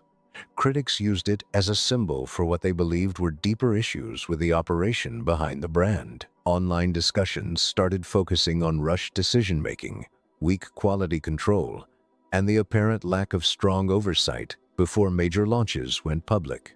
That's what made the typo hit harder than normal. When a brand's whole identity is built around precision, elegance, careful presentation, and the idea that every detail has been thoughtfully curated, even a small mistake suddenly carries way more weight. A typo sitting in giant letters on the homepage of a major relaunch doesn't just look sloppy. To critics, it starts signaling that the polished image might not be matching the actual execution happening behind the curtain. There's also one more important detail from the promo video that a lot of people noticed. She's still freaked out after all the stock reveals in January. And I think those were true. And I think she's freaking out about it. And I think they've wasted a bunch of their money in her as ever stock and it's not moving. And again, there was a report from the New York Post that there's some sort of warehouse for Netflix, like a PR room where it's just stacked with as ever goods. And they're just basically giving it away to staff members who want. For a brand constantly talking about togetherness, hosting, shared meals, family warmth, and bringing people together through food, the campaign strangely showed almost none of that. There were no dinner parties, no friends sitting around laughing, no family moments, and no scenes of guests actually enjoying the products together. Nobody was shown tasting the jam socially or sharing tea in any natural setting. Instead, nearly every shot focused only on Meghan alone in carefully styled outfits, walking through empty rooms, holding jars, or carrying champagne glasses. That created another disconnect people online kept bringing up. The products were supposed to represent comfort, connection, and shared experiences, but the campaign presented them in complete isolation instead. And for many viewers, that lonely atmosphere ended up clashing heavily with the warm image the brand claimed it wanted to sell. The biggest issue critics kept pointing out was that the entire aesthetic seemed to communicate the complete opposite of the values the brand claimed to represent. Once people started noticing that disconnect, social media could not stop talking about it. Viral posts and reaction videos spread everywhere, making sure the conversation kept growing bigger throughout the week. Then came the Mother's Day situation. which created a completely separate wave of backlash all on its own. And because both controversies were happening at the exact same time, the pressure around everything suddenly doubled. In the United States, Mother's Day fell on May 10th. Over the years, Meghan has spoken publicly many times about how important her mother, Doria, has been in her life. In interviews, documentaries, and written pieces, she has repeatedly described Doria as her biggest support system and one of the strongest influences in her personal journey. Doria was there at the royal wedding, appeared during major family milestones, and has long been presented as a central figure in Meghan's public story. That relationship has been one of the most emotionally important parts of Meghan's public image for years, which is why people paid very close attention to how Mother's Day was handled this time around. On the morning of Mother's Day, visitors to the As Ever website reportedly saw luxury candles connected to Archie and Lilibet's birthdays being promoted for sale.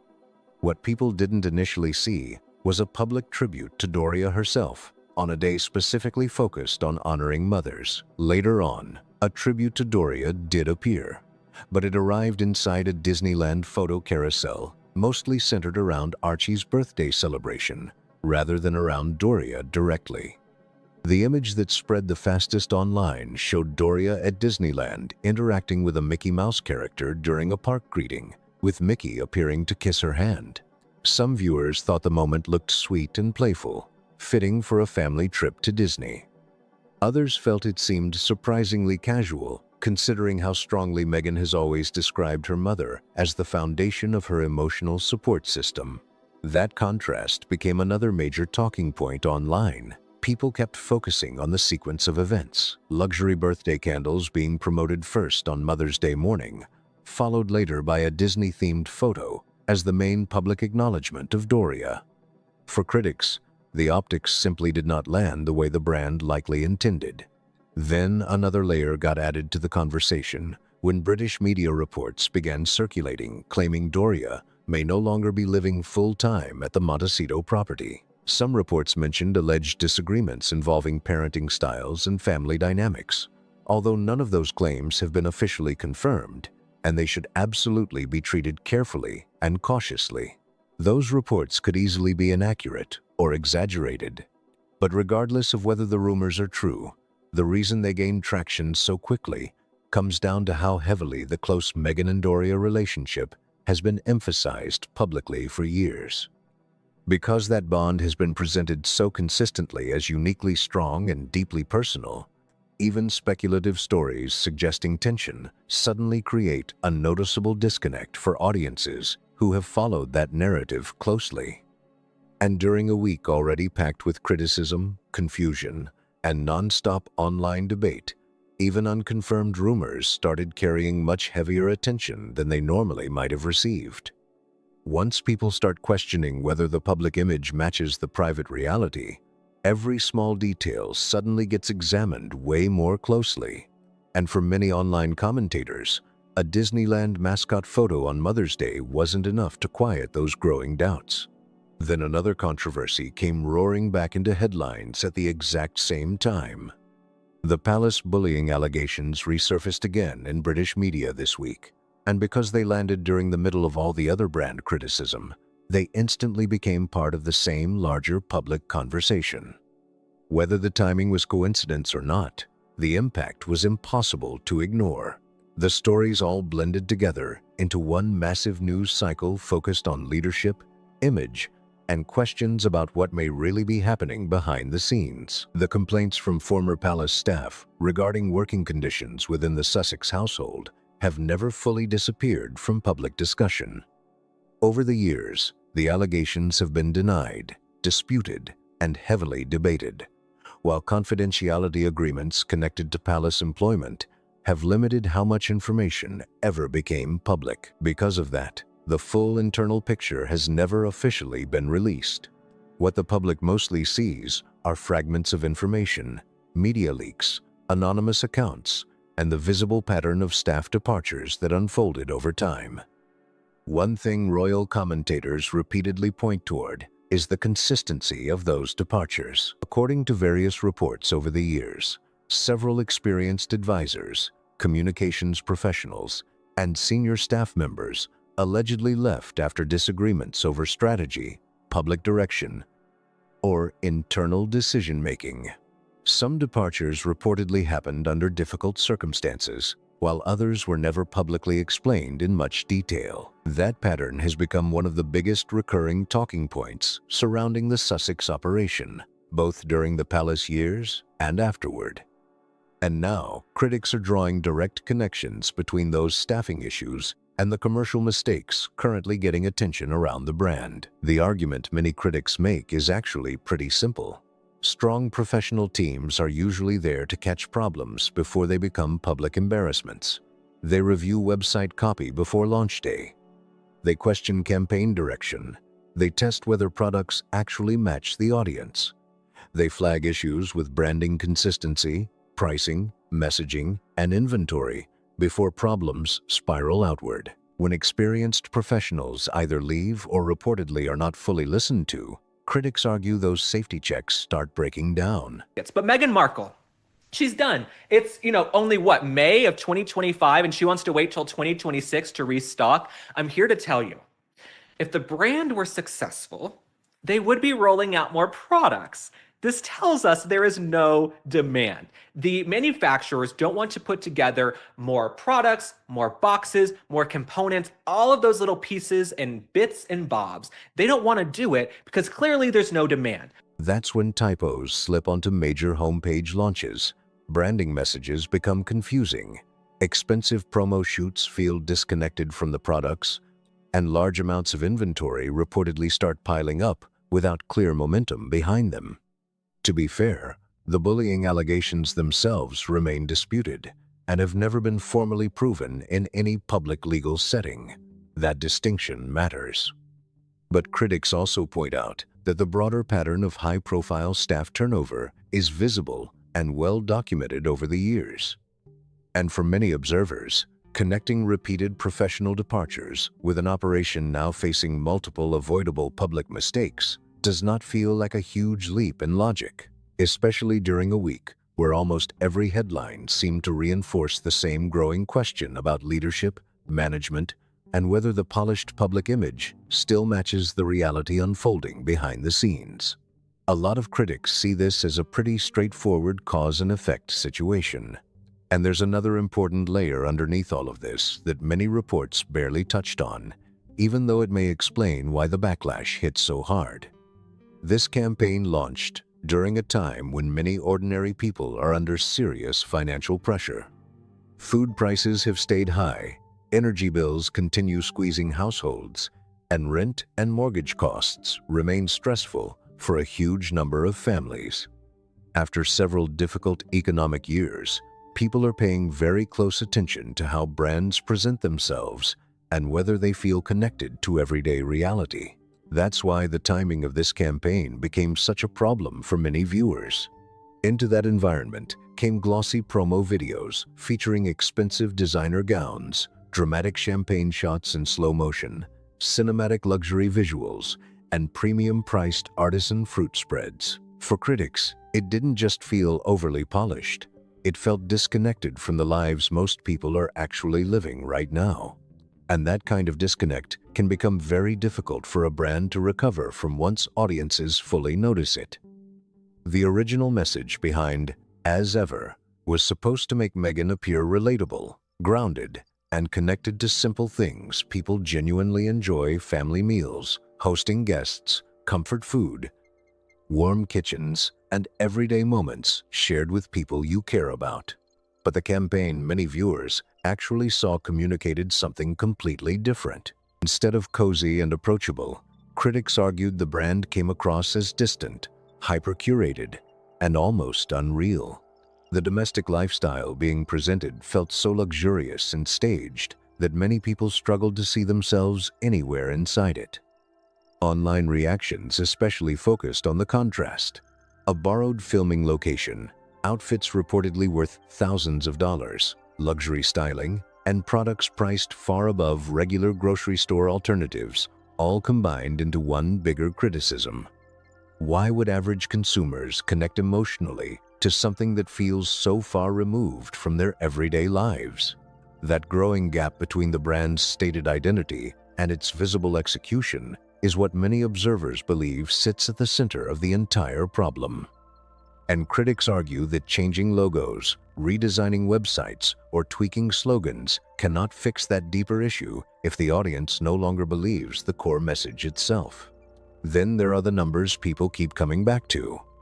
Reports of around 137,000 unsold jars and alleged sales averages near 26 units a day became major talking points online because they transformed the discussion from image problems into serious commercial questions. Those numbers are not just random internet jokes or social media memes. If accurate, they represent real production costs, real storage expenses growing over time, and real pressure on the business operation itself. A rebrand can change packaging and marketing direction, but it does not automatically solve the much bigger question of whether enough customers actually want the product at the scale needed to sustain the company long term.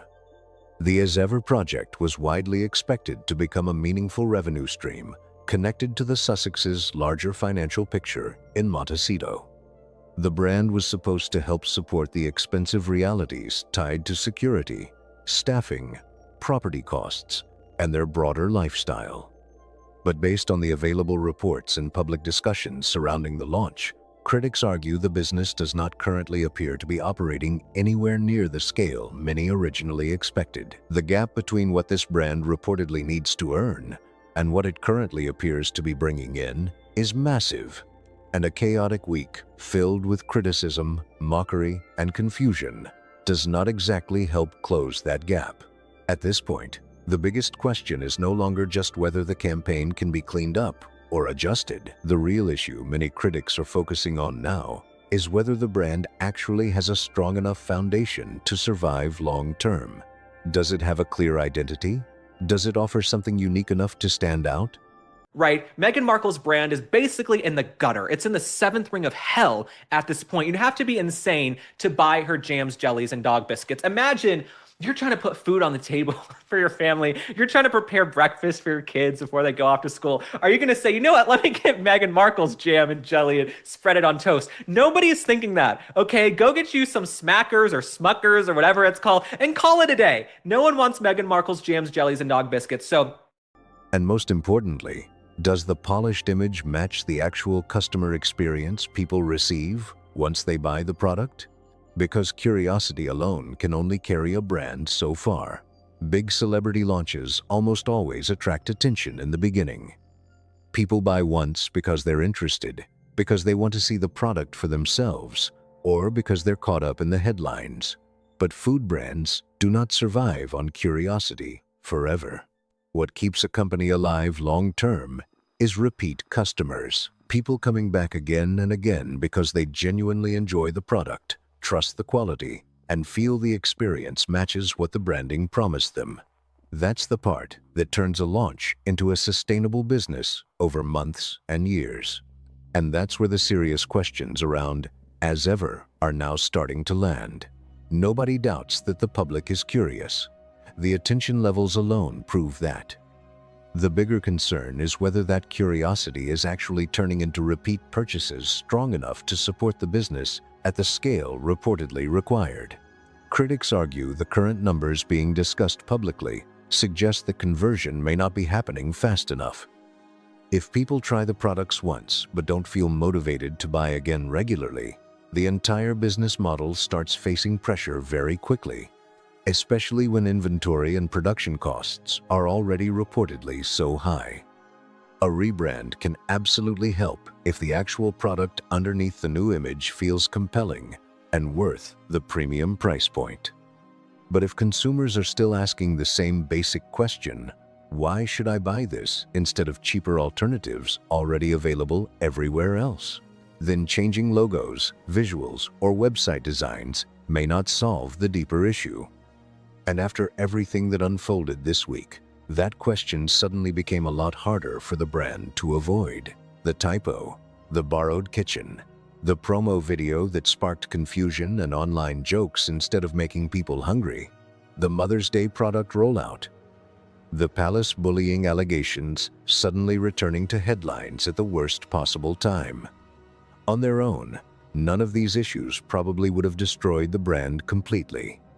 But all of them crashing together in the same week created a much bigger picture, one that made the entire operation look like it was under very real pressure.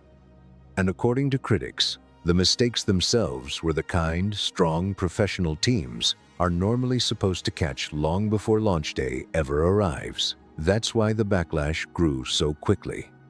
People weren't just reacting to one bad moment. They were reacting to what looked like a pattern of rushed execution, mixed messaging, and a brand struggling to keep control of its own image in public. Then there are the numbers everyone keeps coming back to. Reports of 137,000 unsold jars. Alleged daily sales averaging around 26 units. If those reports are accurate, critics argue the timeline becomes difficult to ignore, especially for products with expiration dates attached to them.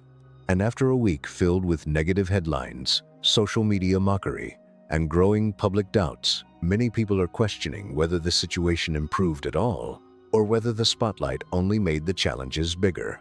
Now the attention shifts to what happens next, because the coming weeks will likely determine whether this was simply a rough launch period or the sign of a much deeper commercial problem that rebranding alone cannot solve. So here's the big question. Do you think As Ever still has a real path toward becoming a successful long-term brand? Or has this week created damage that goes beyond what a new logo, polished campaign, or website relaunch can realistically fix? Drop your thoughts down in the comments below, because this conversation has seriously exploded online. And if you want the full picture on these stories as they continue developing, make sure you subscribe. It's over. Nancy Sidley's verdict.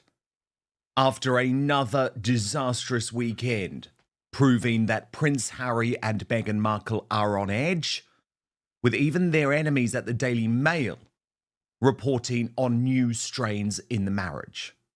So yes, Harry and Meghan stepped out separately in New York. It's finally happening. The truth is pushing its way out into the open. Prince Harry has been spotted without his wedding ring for the first time, and people are talking non-stop.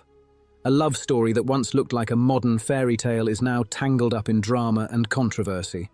Meghan is staying completely quiet, not a word, while Harry is reportedly making secret calls to King Charles and Prince William. Is this a desperate move? Is the so-called prodigal son trying to make things right and asking the royal family for protection? The cracks in Harry's sudden attempt to fix everything are impossible to ignore, and this situation is getting deeper by the day. Will William even hear him out, let alone forgive him? For Harry, the release of these documents didn't just cause a simple argument at home, it shook his entire mindset. For years, nearly a decade, he truly believed he was saving someone who had been treated unfairly, someone misunderstood and pushed aside by the royal system. He was convinced he was rewriting history, protecting Meghan from the same painful fate his mother, Princess Diana, faced. He is having a breakdown in real time. We see it. He is completely unable to hide the totally complex feelings that come to the fore every time he is in public with Meghan Markle. In some ways, he does despise his wife. It's not about love. It's not about affection. It's about ownership and it's in control. And he can't stand that. That belief ran deep. But when details from the Engelson dossier started slipping through private legal channels, everything began to change. The reality hitting him now is far more intense than any headline or rumor ever was. Now he's stuck with a heavy question. What if everything he believed wasn't the full truth? What if the person he gave up everything for wasn't just a victim, but someone playing a much bigger, long-term game? That thought alone is enough to shake anyone. By late March 2026, the tension inside their Montecito estate reportedly reached another level. Staff described explosive confrontations, but not the emotional kind. These were cold, sharp, almost like legal cross-examinations happening behind closed doors. Harry, clearly searching for answers, started demanding full transparency. Every missing detail, every sealed record from Meghan's past. Going their separate ways. Harry went one way, Meghan went the other way. I mean, it was not a huge surprise. given the barely simmering tension being able to keep under the surface at the Humanitarian of the Year Awards. I still laugh at that on Friday night. So here was Meghan, soloed up. One detail stood out and kept coming up, the so-called Northwestern Gap. For years, there had been quiet whispers online about a short-lived legal union during Meghan's time at Northwestern University back in 2003. People claimed it was quickly annulled and wiped from records through powerful legal moves. Before, Harry brushed all that off as nonsense talk. But now, the situation feels very different. New information suggests there may have been gaps in the 2017 vetting process by MI5 and MI6. That realization is hitting hard. Reports say Harry is now questioning whether he pushed the royal household to skip key security checks, all for a past that may not have been fully clear to him at the time. And now, his actions are speaking louder than anything else. In a move that shocked even those close to them, Harry has started pulling away, physically and emotionally.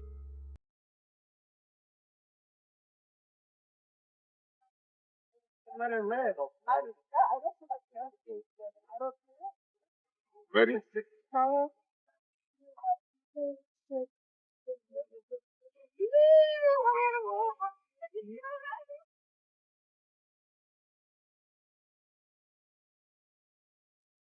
And yet, as Royally Sage pointed out, he never leaves. He never leaves because he wants her to attack his family. For the past 3 weeks, he's reportedly been staying in separate guest quarters or inside a high-security wing of a luxury hotel nearby. That shared home that once symbolized everything, it's no longer the same. But the biggest signal of all is impossible to miss. People close to Harry noticed something major. His wedding ring is gone. That gold band he wore every single day since 2018 has disappeared. This isn't a mistake or something small. It's a quiet but powerful message from a man who may feel like the life he believed in wasn't real at all. Harry's current state. People close to him say it's nothing short of a complete mental freeze. Like everything hit him all at once and he can't move past it. This is a man who cut off everything behind him, his family ties, his military identity, even the country he once called home, only to now feel like the ground under his feet was never solid to begin with. That realization is hitting hard. The idea that he might have been caught up in something far more calculated instead of a genuine partnership has left him feeling completely alone. He's not battling headlines or the press anymore. That fight is over. Now it's internal and it's heavy. He's dealing with the consequences of his own decisions, and there's no easy way out of that. As reports say, the dossier has made its way to the king. Harry's focus has clearly shifted. The one man who never leaves her side is Marcus Anderson. As Brittany of the Royal News Network pointed out, I'm sure Harry will say one day that there were 3 of them in their marriage. Harry, Meghan, and Marcus Anderson. Why Marcus is always there is super weird. Does Meghan always need her best friend there for moral support? It's just a bit bizarre. This isn't about defending anything publicly anymore. It's about protecting himself privately. He's no longer standing guard for Meghan. Instead, he's trying to reconnect with the version of himself he feels he lost along the way. This situation has gone way beyond a relationship issue. It's starting to look like the unraveling of everything tied to the Sussex name and the twist. It's being driven by Harry himself, the same person who once backed it all without hesitation. Now it seems like he's opening his eyes, and the first thing he's searching for is an exit. What makes this even more intense is how it all started falling apart, not from outside pressure, but from something buried deep in the past. By mid-April 2026, Harry reportedly became fixated on a very specific time period, years before any royal connection existed. His attention locked onto 2003 and Meghan's time at Northwestern University, and that focus only grew stronger. For years he believed in a simple story, a determined woman building her life step by step, rising through challenges to reach global recognition. That narrative made sense to him, and he stood by it. But now, new claims tied to the Engelsson dossier are raising serious questions. There's talk of a chapter from that time that was never fully visible, something that may have been legally resolved and quietly removed from public records. Brittany, this New York trip has just been a disaster if this was a couple intending to prove to the world that they were united, because they look anything but. They definitely do, Dan. Harry and Meghan are just on completely separate ends of various issues.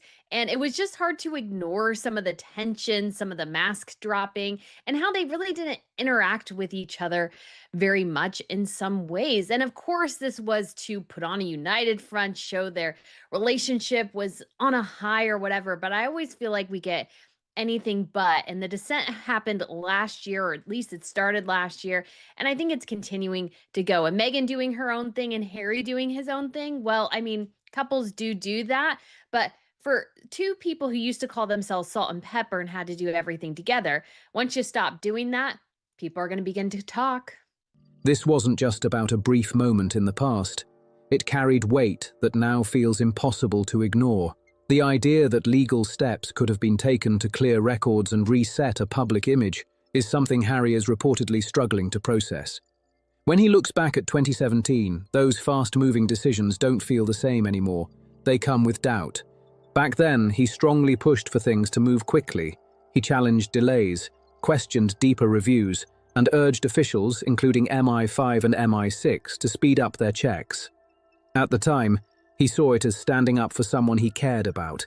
But now, that same urgency is being re-examined under a completely different light, and it's leaving him with more questions than answers. Now he's facing a harsh realization.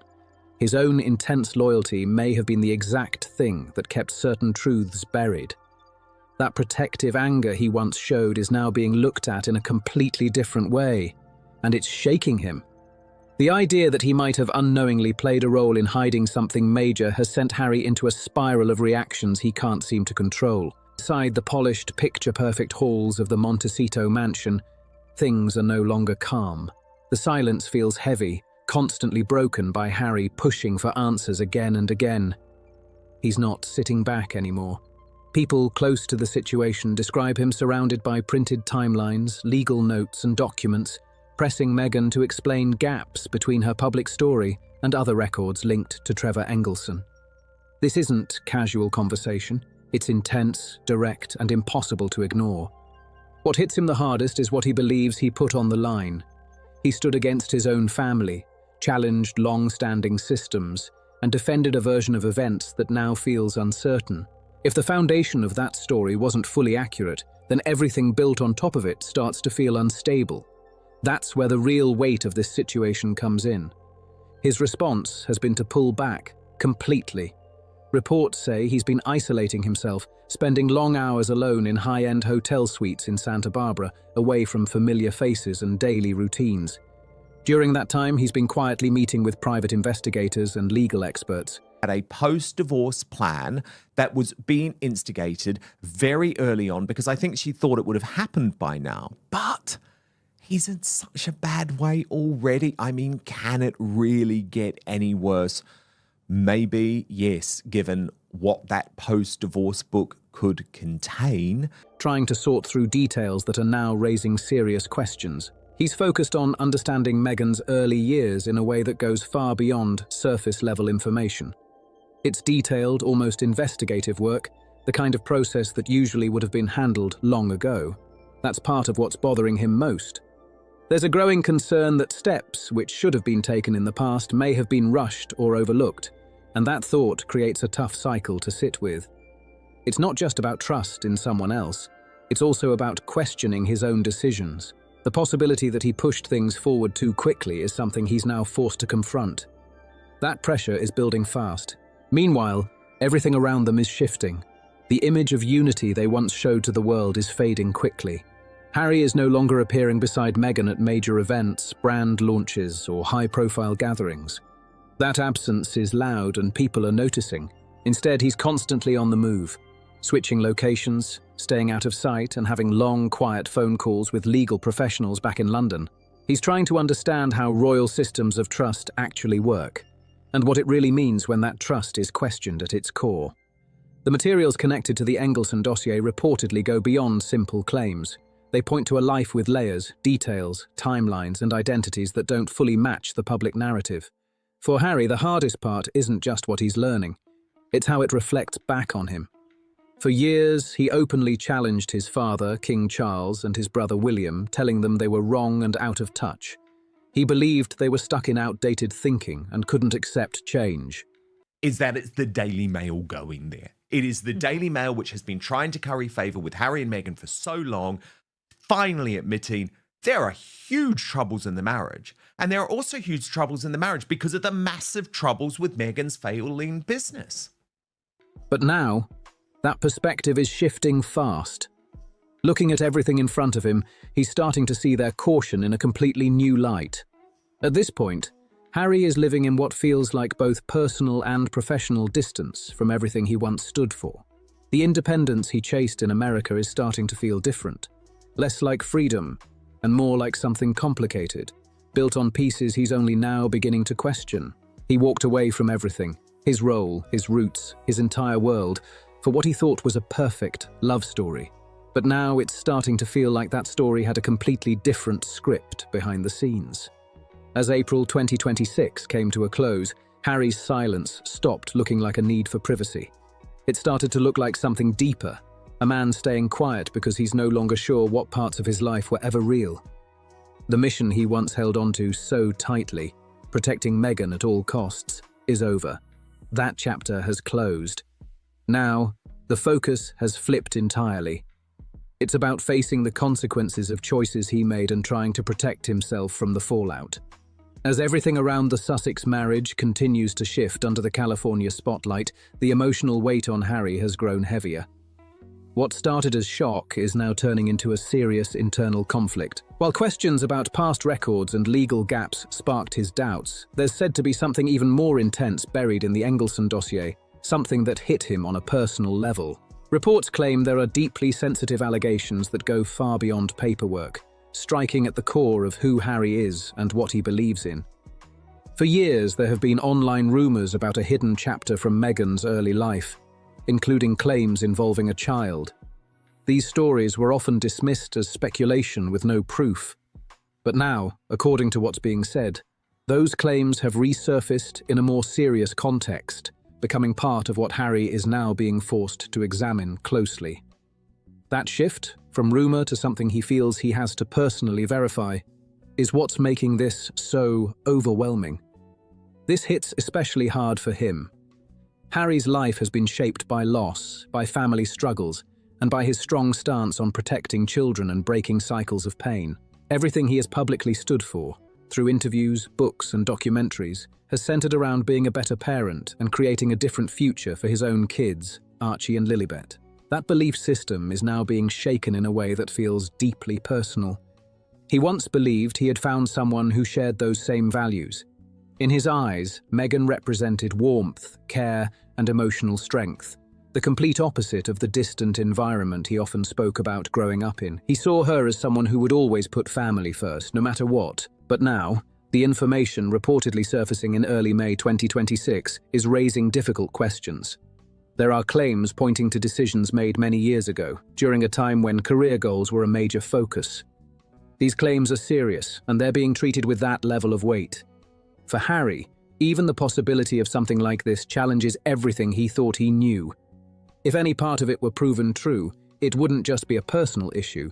It would completely change how he sees the past and the choices tied to it.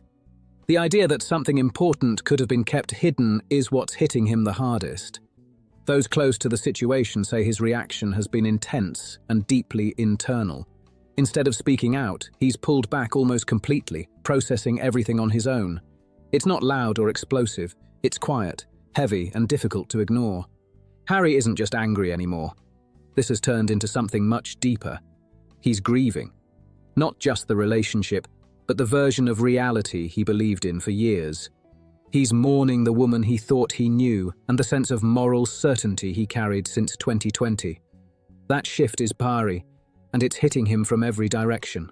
Reports say that during one of their most intense private arguments, his voice echoed through the Montecito estate, demanding answers, questioning whether the empathy Meghan showed him early on was genuine or something carefully calculated. There's a growing fixation that won't leave him alone. He reportedly believes his emotional vulnerability may have made him an easy target, that his well-known need for comfort and connection was used to secure his loyalty. That thought alone is enough to shake anyone, and it's pushing him into action. Harry has allegedly brought in a separate group of private investigators, directing them to dig into the names, dates, and details mentioned in the dossier, searching for any connections that might have been hidden or removed over time. This isn't just curiosity, it's personal. He's stuck on the idea that while he was publicly defending Meghan and carrying his own emotional scars, there may have been parts of her past that didn't align with everything they stood for together. That contrast is what's weighing on him the most. He reportedly feels like he may have unknowingly played a role in presenting a story to the world that doesn't fully match reality. At this point, his isolation is impossible to ignore. He's no longer showing up at the elite social spots or the high-profile charity events that once defined their life in California. That presence is gone. Instead, he's spending long nights in the guest wing, surrounded by old photos of Princess Diana, trying to make sense of everything. The comparison that once gave him comfort now feels complicated, even painful. Yes, you cannot ignore the collapse of As Ever. Obviously, With Love, Meghan 2 would have been a huge blow to Meghan's ego. And so because of all these failures, Meghan is trying even harder to make things succeed. And of course, the Paris trip was part of that. She desperately wanted to be part of that elite fashion world, and she sort of invited herself.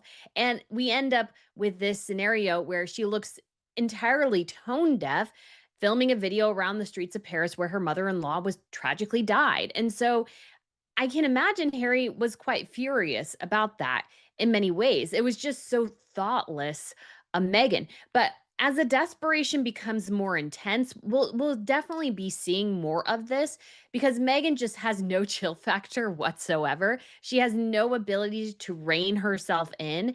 And because of that, people generally don't like her. She turns people off. He's reportedly struggling with how this reflects on his mother's legacy. For years, he spoke about her values and used her story as a foundation for his own decisions.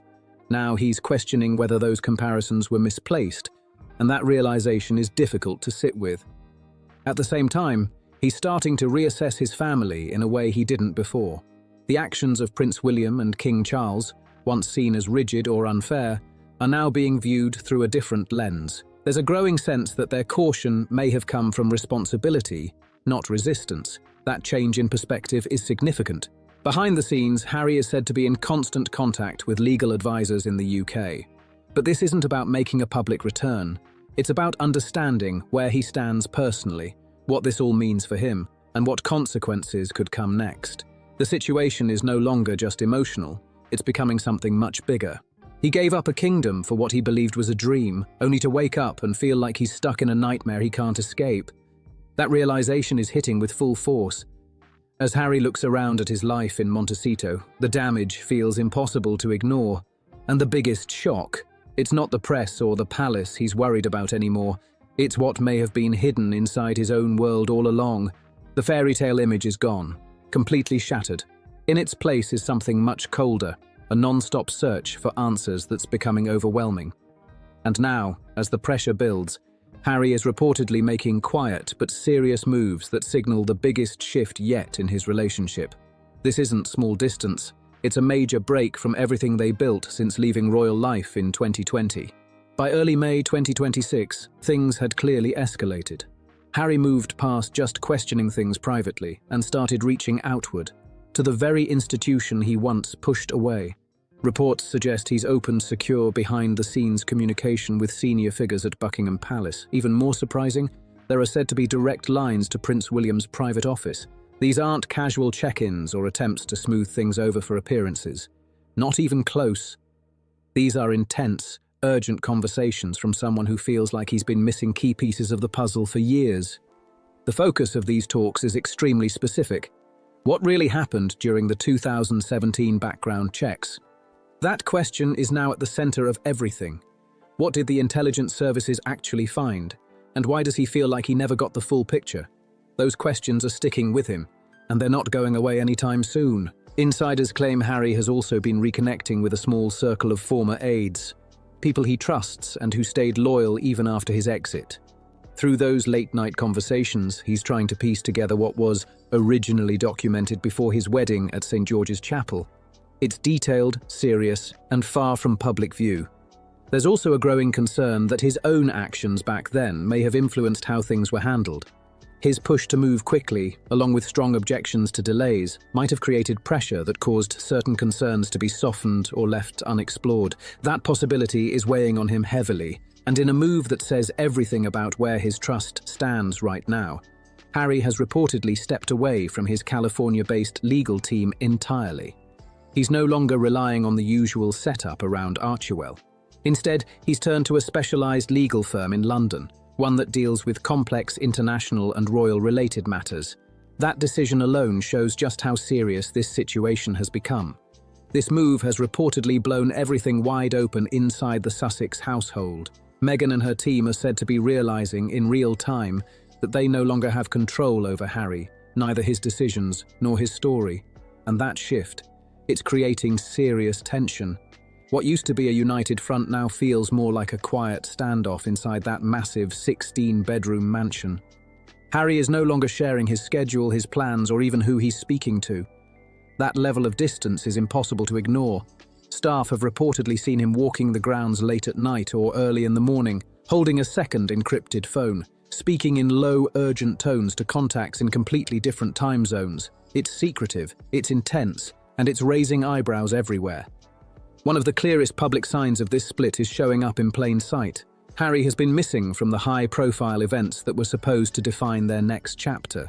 Harry definitely feels left in the dust. He doesn't like this Hollywood world. And yeah, that's going to lead to tensions. And I'm sure money is a huge, huge factor in that as well. Well, of course, because from what I'm told, he was absolutely disgusted, not just by the display in Paris, but also the display in New York over the weekend, Brittany. I mean, as Nancy Sibley pointed out, Meghan Markle is so afraid for her safety and security that she made sure to do a pap walk of her walking into the Carlisle Hotel where she is staying in New York.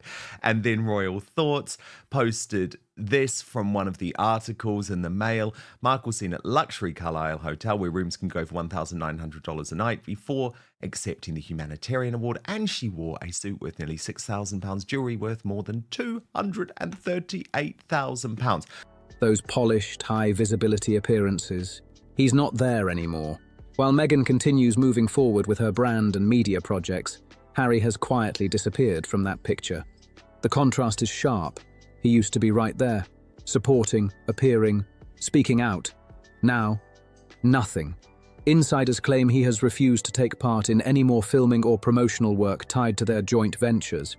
His reason is simple but serious. He reportedly doesn't want to represent a version of his life that no longer feels real to him.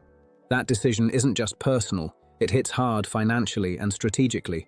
The entire Sussex brand has been built around their partnership, their image as a strong, united couple. Without that, the foundation starts to shake. This isn't just tension behind closed doors, it's something that could affect everything they've built. At the same time, those quiet connections Harry has been making with London carry serious emotional weight.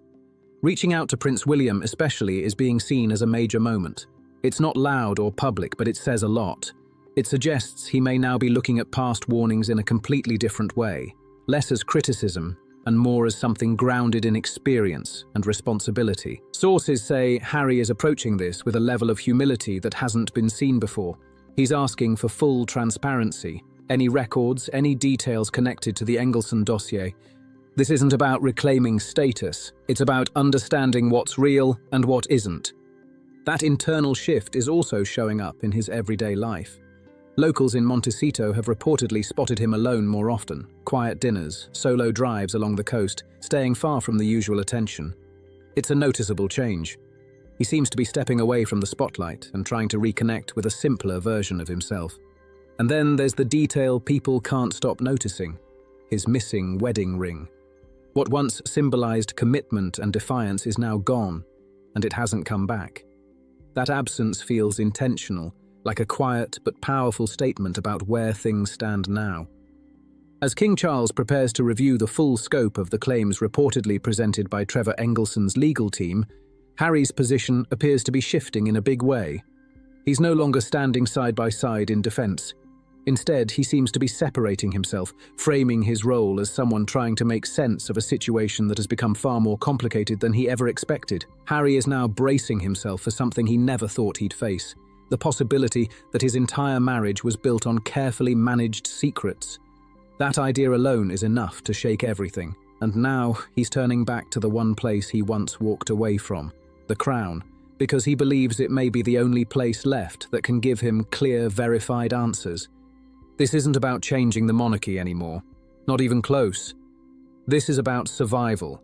It's about finding a way back to a system he once rejected, after realizing that the freedom he chased might not have been what it seemed, even more intense. He hates the cameras, and yet she drags him in front of them all the time because she wants them. She desperately wants all of this. She would be on red carpets all the time if she could. That's definitely where Meghan Markle wants to be, and that's not where really Harry wants to be. But they have to play this game. They have to basically buy awards in order to feel like they have like either a bit of authority or a bit of prestige in the space that they're in. They're always picking up these sort of meaningless awards, and it's all really for nothing. And I think Harry thought this Hollywood life in America would be very, very different than how it ended up. And you have the Paris thing on top of it. And I'm sure the money is not coming in the way it used to. The growing feeling that the person he made that journey with may not be who he thought at all. That bridge to London he once burned so publicly, it's now being rebuilt, piece by piece, and fast. And the person leading that effort is Harry himself. What started as a personal crisis has now crossed into something far bigger, legal territory that doesn't bend for emotion. By the second week of May 2026, the situation had escalated to a whole new level. Harry was forced to face a tough reality. His marriage isn't just personal, it's tied to legal structures connected to the British state. As details from the Engleson dossier reportedly reached top legal figures in London, everything became sharper, clearer, and far more serious. That clarity has changed how he sees everything. The man who once believed he was standing up for love is now questioning whether he was unknowingly part of something that broke long-standing royal rules. That shift is huge. At the center of this storm is one major issue: legal legitimacy. Harry is reportedly being advised that if claims about undisclosed past legal ties or missing records were ever proven true, it could raise serious questions about the validity of his marriage under royal law. That's not small, that's massive. This is where emotion collides with structure. For weeks, Harry has been isolating himself, diving into intense, detailed conversations with constitutional experts. These aren't quick chats. They're long, heavy sessions focused on royal law, historical rules, and exactly what's required when it comes to marriages connected to the line of succession. And now even his wedding day is being re-examined. That moment at St. George's Chapel, once seen as a major milestone, is now being looked at through a completely different lens. There's a growing sense of doubt, with questions about whether everything presented at the time was fully transparent. That thought alone changes everything. All of this pressure has shifted something in Harry. The emotional reactions are cooling, replaced by something sharper: focus, determination, and a need for answers. According to reports, this all came to a head during a tense, private confrontation inside the Montecito estate. In that moment, Harry is said to have laid everything out, bringing forward specific legal definitions and asking direct, serious questions about what it all means. Not just for him, but for their future and for their children. The weight of that conversation, heavy, immediate, and impossible to ignore. Harry isn't operating from emotion anymore. That version of him is gone. What's taken over now is something much colder and more focused.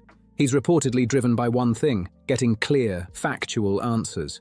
There's a growing fixation on the idea that the vetting process he once pushed aside might have been the very thing that could have prevented all of this. That realization, it's hitting hard. As he digs deeper into the legal side of things, another layer of concern has started to surface. Reports tied to the dossier point to patterns in Meghan's early career that are now being questioned.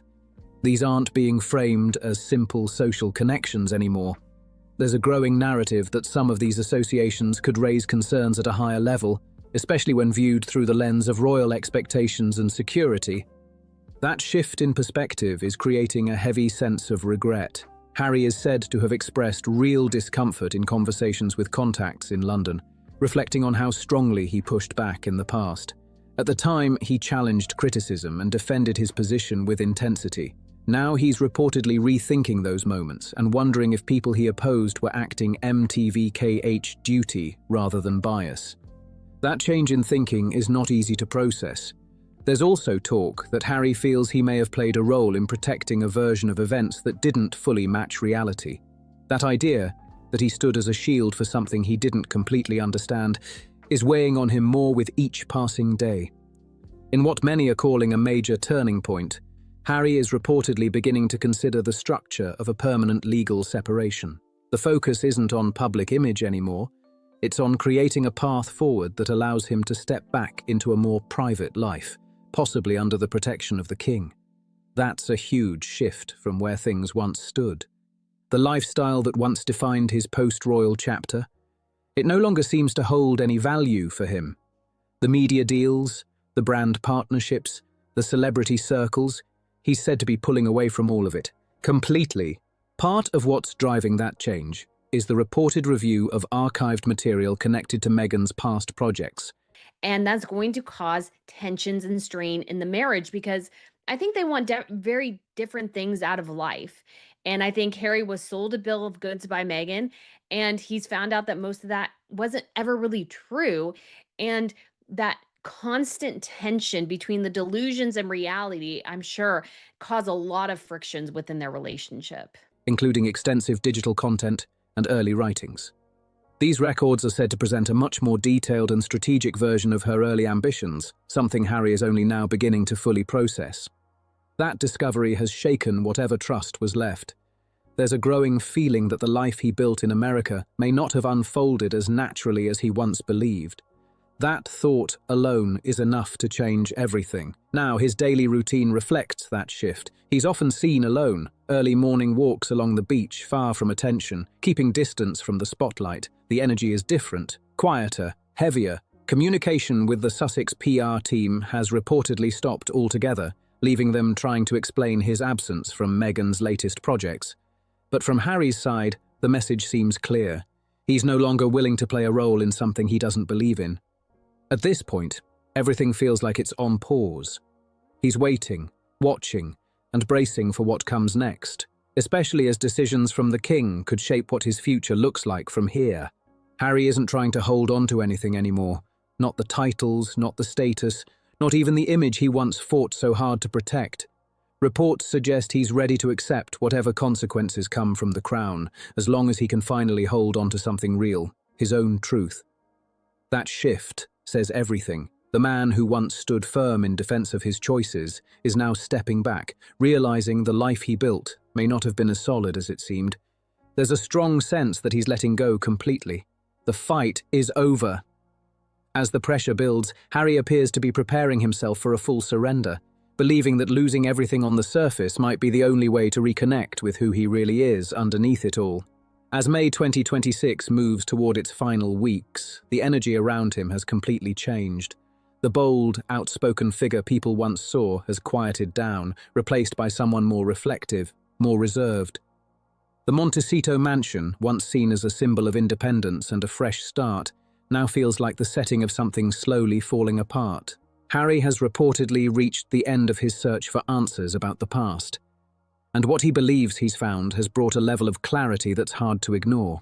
Information tied to the Engelson dossier, along with detailed digital records from earlier years, has created a picture that, in his view, can't be explained away or reshaped.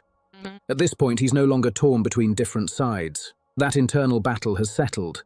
What's left is acceptance of what he believes to be the truth, no matter how difficult it is to face.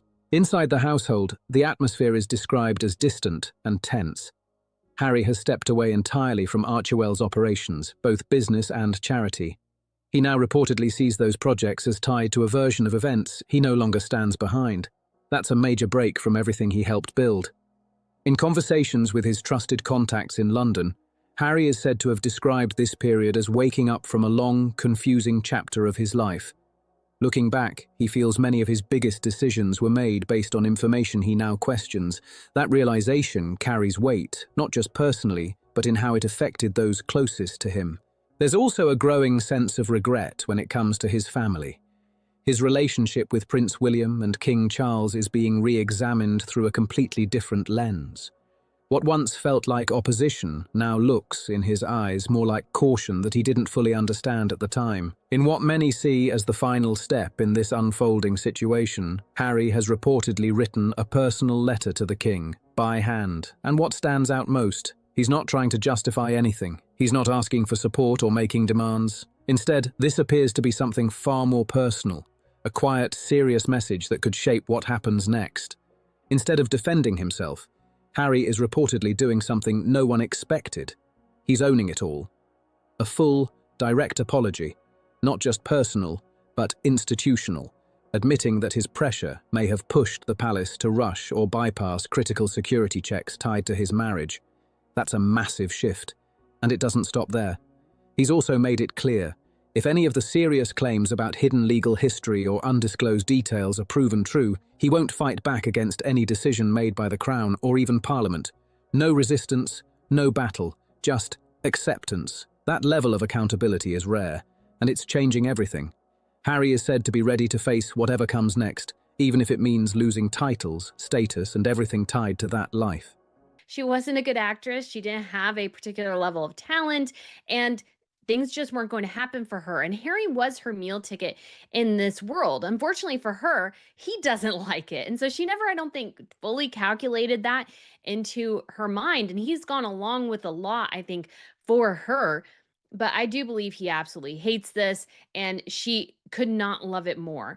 And they try to act all loved up, but as soon as the cameras are off, a different side always emerges because everything is an act. Just like Meghan trying to do the Zoolander poses and the smirks and everything, the pouty lips in France was as fake as her grinning constantly. All of it is fake, and it just comes across insanely so. At this point, he reportedly prefers a quiet, stripped-down reality in the UK over what he now sees as a polished but uncomfortable life in California. That contrast couldn't be sharper. This mindset has led to a total pullback from public life. He hasn't been seen with Meghan in over a month, and he's reportedly declined every request to join her upcoming promotional tours. That absence is loud.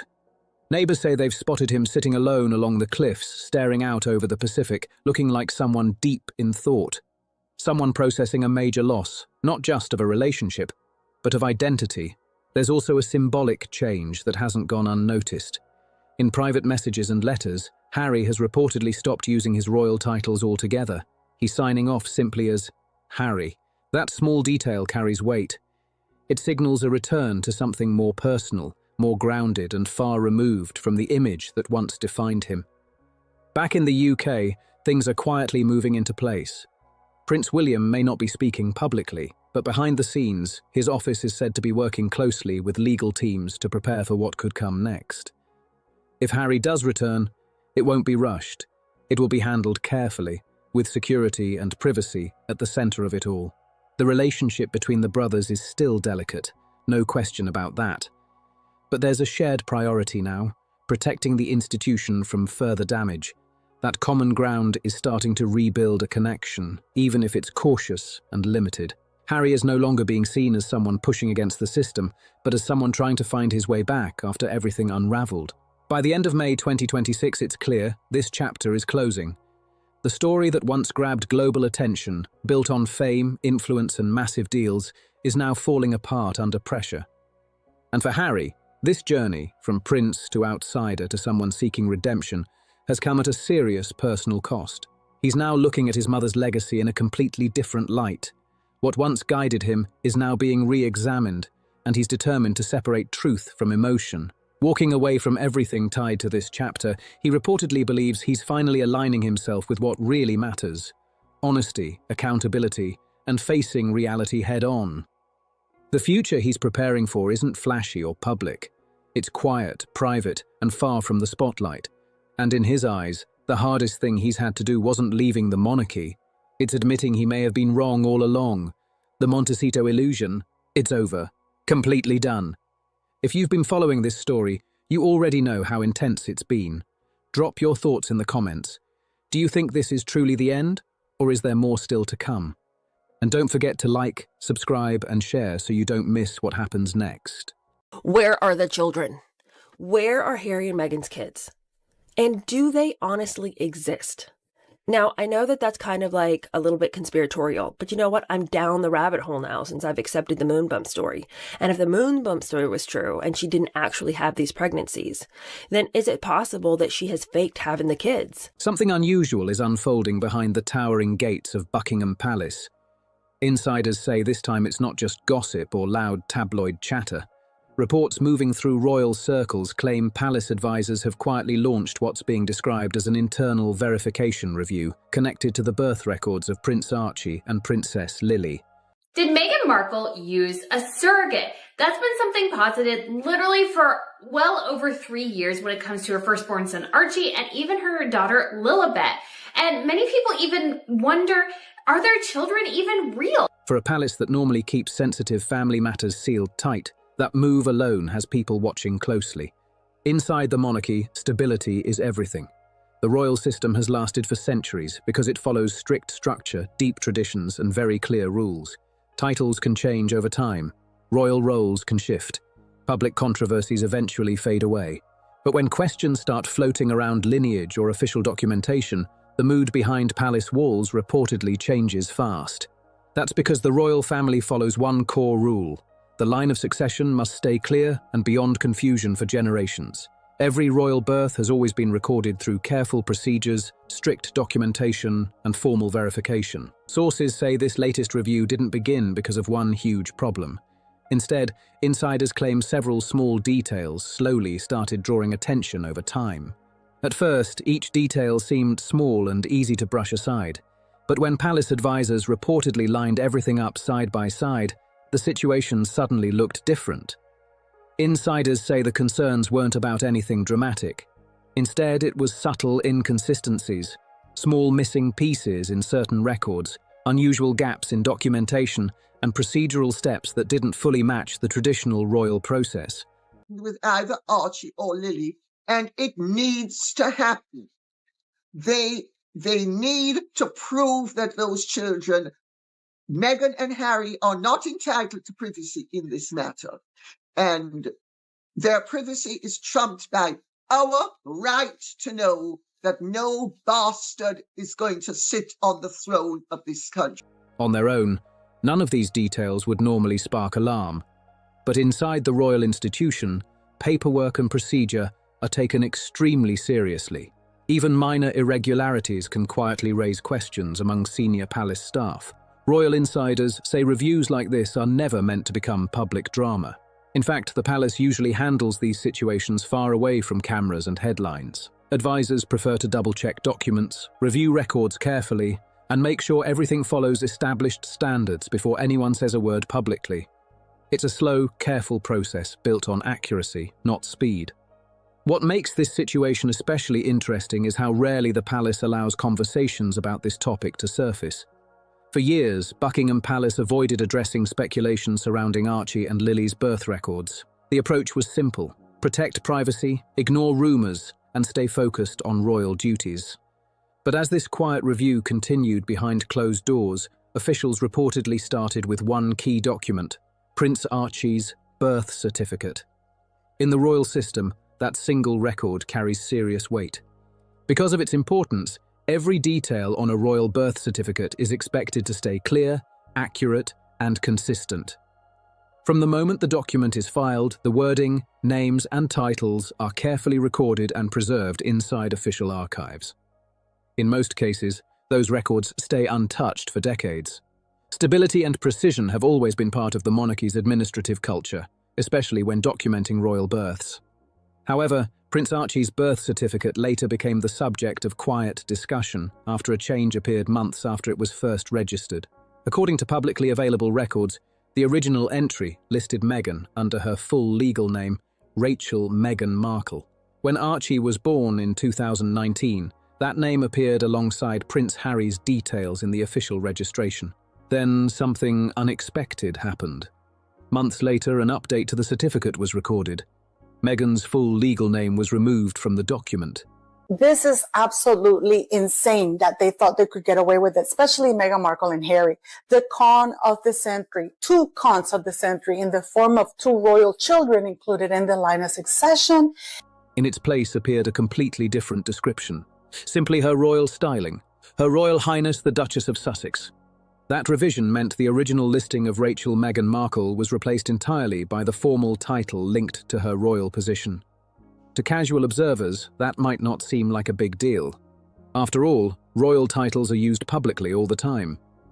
But inside official documentation, especially something as foundational as a birth certificate, edits like this are rarely seen. Legal names usually stay because they serve as the most stable form of identification across government records. That's why the change caught the attention of some royal historians and watchers. Importantly, the update still went through official legal channels, meaning the amendment followed proper UK procedures for birth certificate changes. Still, the switch from a full legal name to a title-based identification sparked quiet curiosity among people who closely follow royal documentation. Inside palace circles, details like this rarely go unnoticed. Royal administration depends heavily on consistency across official records, especially when those records involve individuals connected to the monarchy. All Harry and Meghan need to do is prove to us that she popped those babies out. And that's all they need to do. And if they don't, it is unfair on the children. It's also unfair on the royal family. As we've seen Meghan Markle put out more and more content connected to her children, whether that's the pregnancy video that made the entire world cringe from secondhand embarrassment. When an official document changes after it has already been filed, advisors sometimes take a closer look to make sure everything matches established procedures and long-standing standards. To the public, the edit might seem technical or minor, but inside the strict world of royal protocol, even small adjustments to foundational documents can trigger quiet questions behind palace walls. According to sources familiar with palace operations, Archie's amended birth certificate became one of the first records revisited during the broader internal verification review. In official systems, updates to a birth certificate don't just appear out of nowhere. Every change requires a formal request, a review, and approval before an official records the amendment into the permanent registry. For everyday paperwork, this process usually moves quietly through government offices. But when the record belongs to a child connected to the royal family, expectations around accuracy and documentation become even tighter. That's one reason the amendment reportedly caught the attention of palace advisors. As officials reviewed the timeline, they weren't only focused on the edit itself, they were also trying to understand why the change happened in the first place. For a document tied to a royal birth, any alteration usually comes with a clear explanation that fits royal protocol. But insiders say the explanations didn't line up neatly. Meghan publicly indicated the change had been requested by palace officials, while some figures within royal administration reportedly believed the request came from Meghan's side. With 2 different versions circulating, the situation quickly became harder to untangle. The lack of one clear explanation created quiet uncertainty inside royal administration. Did Buckingham Palace or Prince William set a trap for Prince Harry and Meghan Markle, and were they gullible enough to fall into description she does of the Portland hospital, the birth? That was completely fabricated. We all know, the first interview, know that she never intended to go to the Portland hospital. She intended to have the baby at home. In the palace system, paperwork and procedures are expected to leave a clean trail showing exactly how decisions were made. Normally, there are written requests, formal approvals, and detailed notes explaining why a change was needed. But when advisors reportedly revisited this moment, the reasoning behind the edit didn't appear as straightforward as expected. For the monarchy, uncertainty can be more troubling than public criticism. News scandals may fade over time, but questions inside official records tend to get serious attention. Since the document had already been amended, officials reportedly wanted to understand the full story behind it. Why was the change made? Who actually initiated it? And what circumstances led to the update in the first place? None of these questions suggested anything dramatic on their own, but they did push advisors to examine the timelines surrounding Archie's birth more closely. Palace staff reportedly began retracing the sequence of events from the day he was born, reviewing how information had been documented and how announcements were handled at the time. Everything she's done has only drawn more speculation and brought the controversies back up about how Meghan and Harry have handled all of this, as well as the rumors that perhaps they used a surrogate for one or both of the children. California Birth Index, and per the website at the californiabirthindex.org, the California Birth Index, or CABI, is a database that stores records of births in California, extracts of birth certificates. Putting her full official name of Rachel Meghan Markle, you can see that the official record shows. As that review moved deeper into the timeline, another layer of unusual details reportedly started appearing. These weren't shocking revelations or major errors. Instead, they were smaller inconsistencies, subtle moments that didn't fully match the traditional pattern normally seen with royal births. Inside the monarchy's system, royal births usually follow extremely precise procedures, so even small variations can stand out when records are reviewed later. Sources familiar with palace operations say these subtle differences were enough to push investigators to keep digging. The goal wasn't to create headlines or stir public drama. Instead, advisors reportedly wanted to make sure every step tied to Archie's earliest records matched the long-standing standards the monarchy has followed for generations. The next area palace staff reportedly reviewed was the public announcement surrounding Archie's birth. For decades, royal births have followed a very clear and recognizable pattern. First comes confirmation from medical professionals. Then the palace releases an official statement. After that, a formal bulletin is traditionally displayed for the public, and finally the royal family presents the newborn in a carefully planned photo moment. The system is structured, predictable, and designed to leave little room for confusion. But I had to take my children to Professor BOMBSHELL, who was the leading expert in the field at that time, at the Chelsea and Westminster Hospital it was, and he was going to be investigating. And of course, you know my boys, so you know they're very spirited, that she has that child in a vice-like grip. And it's, you know, if they were a husband and wife team, there are laws now about coercive control. But when advisors reportedly looked back at the timeline of Archie's arrival in 2019, the sequence appeared slightly different from what royal watchers were used to seeing. Instead of the usual step-by-step confirmation, news of the birth reached the public before several of the traditional formal elements appeared. For many observers, the information seemed to come out quickly, while the typical confirmations followed later. As hours passed, additional details were shared, but they remained limited. The statements provided only basic information without some of the familiar features seen in earlier royal announcements. There was also no immediate hospital appearance. Instead, the first public introduction came days later inside Windsor Castle, where Prince Harry and Meghan presented their newborn. The atmosphere around the first appearance felt far more private and carefully arranged. Some observers even described it as looking staged rather than ceremonial. While the approach didn't break any rules, it clearly stood apart from the familiar pattern used during previous royal births. Another detail that reportedly caught attention involved early reports about the birth location. Initial media coverage suggested one hospital, while later statements pointed toward another. Eventually, the couple shared that Archie had been born at the Portland Hospital in London. Still, the early wave of mixed information created confusion that palace staff later tried to sort out when reviewing the timeline. Normally, royal births involve a clearly documented group of professionals. Midwives, physicians, and sometimes additional officials are present to confirm details and sign important records. These steps are part of a long-standing system designed to make sure every royal birth is carefully verified and documented. When investigators reportedly compared Archie's timeline with those historical procedures, they noticed areas where the information didn't fully mirror earlier royal examples. Again, these weren't explosive accusations or claims of wrongdoing. Instead, they were smaller gaps, moments where certain details didn't perfectly match the traditional structure used in previous royal births. But while Archie's records raised quiet questions, the situation surrounding Princess Lily's birth reportedly presented an even more complicated puzzle for palace officials.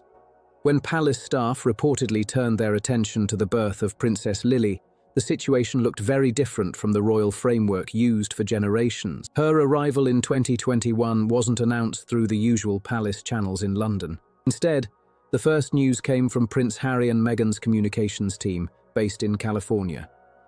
The announcement arrived through a polished press release that quickly spread across media outlets worldwide. For most celebrities, that style of announcement would feel completely normal. Public figures often share major family news through their own representatives, releasing statements and carefully selected photos. But for a child connected to the royal family's lineage, the process has historically followed a very different path. Royal births have typically been confirmed through official palace procedures that go back hundreds of years. Traditionally, several clear steps document the arrival of a royal baby. They decide, okay, well, we have to come out and show the baby in some way, but we're not coming out to the street. The filthy masses are not going to have anything to do with our kid. So then they show up and there's Meghan in her white dress with Harry, and he's holding this completely still baby. Medical professionals involved in the birth confirm the key details. Official records are filed through established systems. In many cases, the palace releases a formal public statement, and a ceremonial notice is displayed to mark the event. These traditions help the royal household maintain clear documentation and public transparency surrounding births within the family. With Lily's arrival, however, many of those familiar elements were not visible in the same way observers had seen before. There was no formal palace bulletin outside Buckingham Palace and no immediate public confirmation from royal medical staff in the United Kingdom. The announcement itself came from the couple's team rather than directly from the royal household. None of this suggested the birth lacked legitimacy. However, from the standpoint of traditional palace procedure, the approach represented a noticeable shift from long-established customs. Because Harry and Meghan were living in the United States, the birth happened far outside the normal British royal documentation system. As advisors reportedly tried to reconstruct the timeline, the absence of the usual documentation made the review more complicated than expected. These procedures help keep the historical record clear and consistent for generations. But in Lily's case, many of those traditional markers were handled through a completely different system in another country. As investigators reviewed the available information, they reportedly had fewer palace-based records than what normally accompanies a royal birth. At the same time, most public appearances during Meghan's pregnancy were seen through online events, video calls, and occasional media photographs. Like with any public figure, images taken at different moments can sometimes create different impressions about timing or perspective. On their own, those details might not attract much attention. But when placed alongside the limited palace documentation connected to Lily's birth, some officials reportedly felt the overall picture looked less straightforward than the tightly organized records usually linked to royal milestones. The result wasn't a dramatic accusation or public claim. Instead, it created a quiet sense of curiosity within certain palace circles. Adding to that atmosphere was the continued silence from Buckingham Palace. Without detailed commentary from the royal household, the unusual structure surrounding Lily's birth announcement and documentation simply became another topic quietly reviewed during the broader internal examination. That it just really kind of boggles the mind. I mean, just for titles, for example. So when Archie was first born, they said they didn't want him to have a title. He was going to be a private citizen. I was like, bravo, you understand. He's not going to be a working member of the royal family. He is going to have to live a normal life, get a normal job. That is fantastic. And then it came out later in the Oprah Winfrey interview. Well, they denied him a title and security because he is a mixed race child. And then it was kind of like, and then later she kind of backtracked. And even though Meghan had let it be known she wanted a home birth, it was probably very realistic that her first child at 37, it was going to be born in hospital. As the review continued, the palace reportedly didn't rush to confirm or deny the growing questions. They stayed silent and watched from a distance. No public argument, no lengthy explanation, just careful attention behind closed doors. According to sources familiar with the process, the bigger concern wasn't the birth announcement itself. The real focus turned to what happened afterward.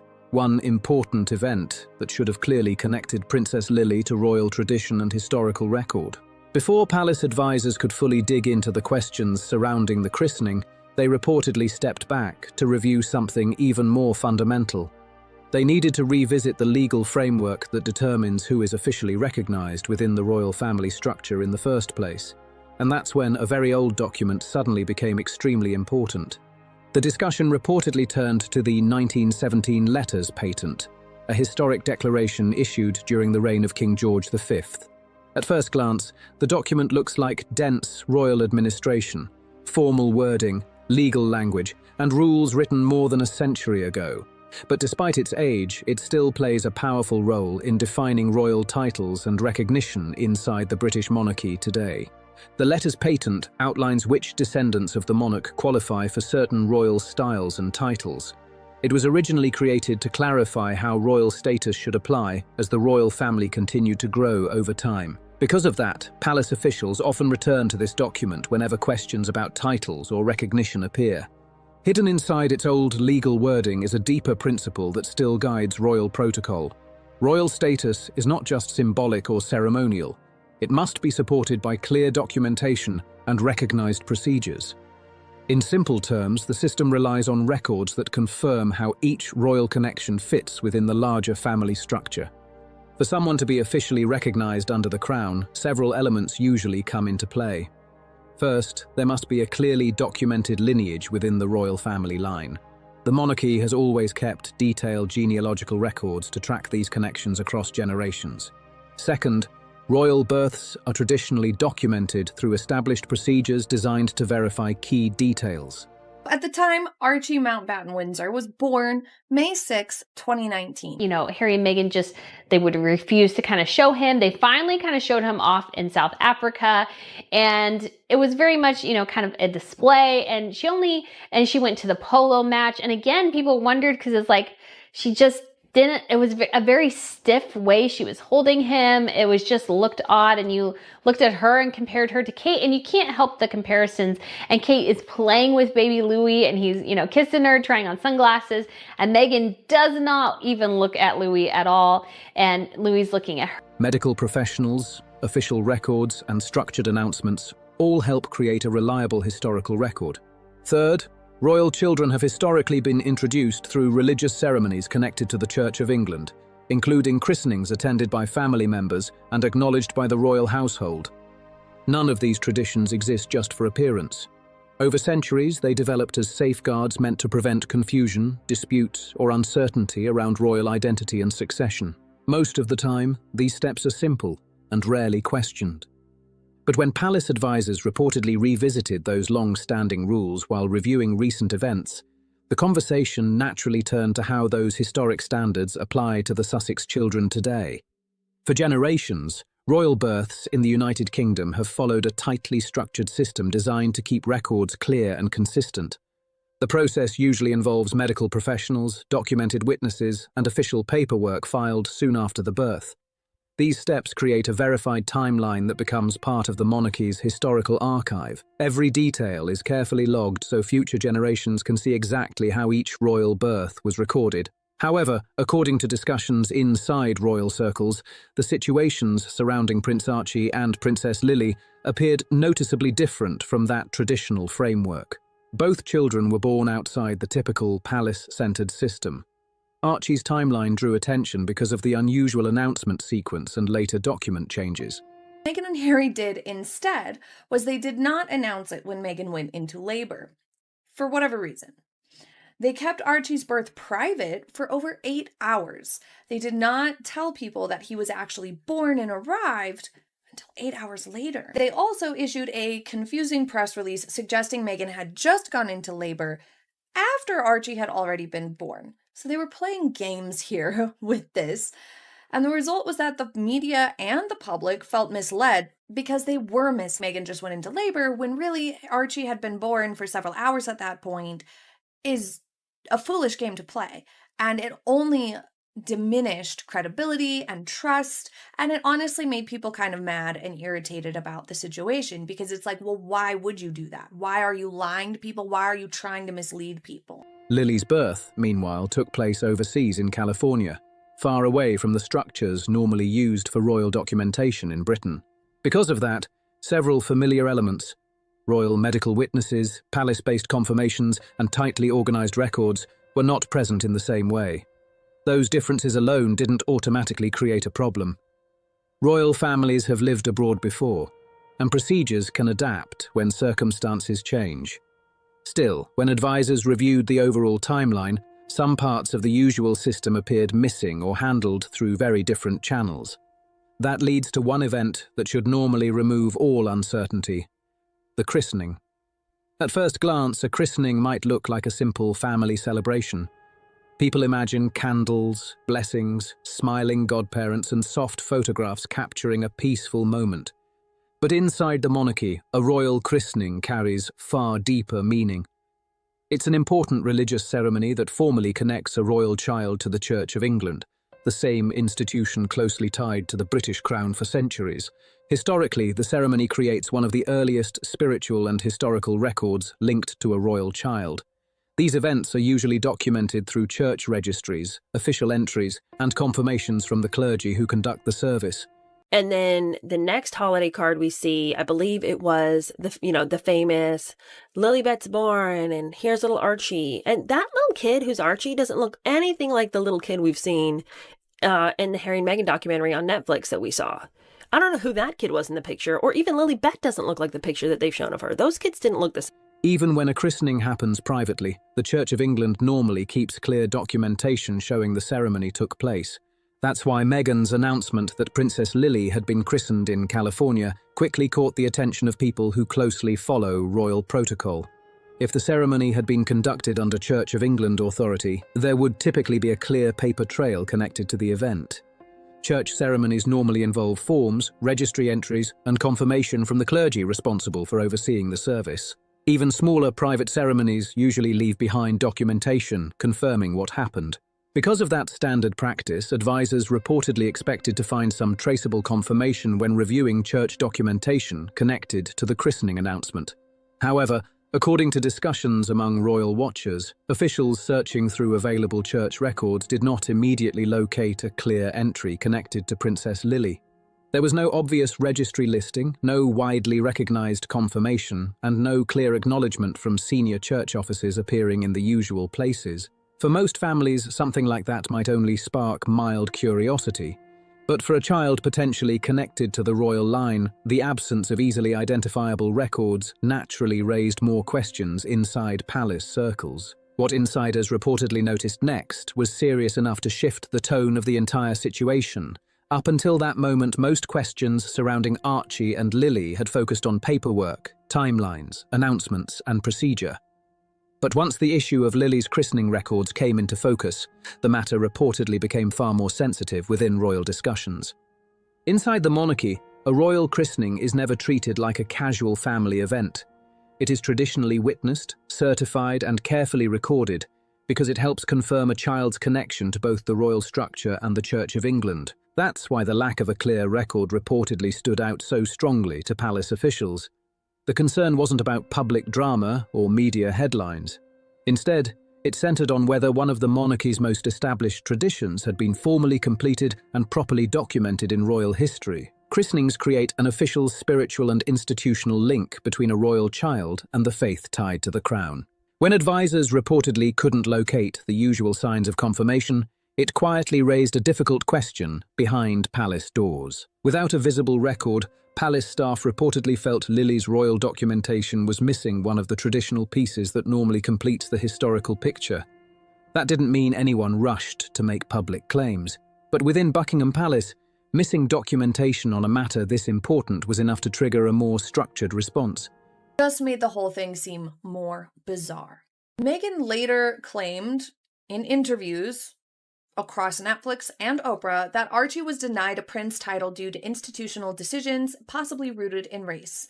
Buckingham Palace's position was that Archie wasn't entitled to a title under current royal protocols, which reserve prince status for grandchildren of the monarch, not great-grandchildren, except for heirs in the direct line. What began as quiet observation reportedly shifted into a more organized internal review, the kind the monarchy conducts when details don't align neatly with long-standing royal precedent. These internal reviews are not emotional or dramatic. Their purpose is simple: gather facts, examine records, and compare events with the standards the monarchy has relied on for generations. According to sources familiar with palace operations, senior advisors were brought into the process alongside archivists, constitutional experts, and church liaisons. Each group reportedly played a different role. Archivists help trace historical records and past royal precedents. Legal and constitutional advisors review whether protocols were followed in a way that aligns with royal rules. Church contacts can confirm whether religious ceremonies were properly recorded and recognized. Together, this kind of team allows the palace to quietly build a complete institutional picture. The task itself was said to be straightforward, even if the topic was delicate. Advisors were not trying to assign blame or create conflict. Their goal was to reconstruct the key events surrounding the arrivals of Archie and Lily, then compare those moments with traditional royal procedure. That meant reviewing birth timelines, public announcements, official statements, christening details, and any supporting documentation that existed. To do that, palace staff reportedly began assembling a detailed timeline. Birth dates, announcement wording, certificate updates, ceremonial milestones, church records, and every available detail were placed side by side.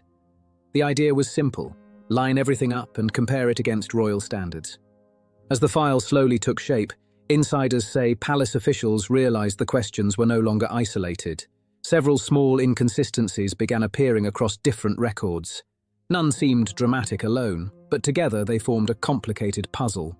Sussex, no longer HRH, was safely delivered of a son, and she and her child are both doing well. So back to the tradition of putting out a framed bulletin or a gilded easel outside Buckingham Palace after royal births has been going on since 1837, so it's a cool tradition.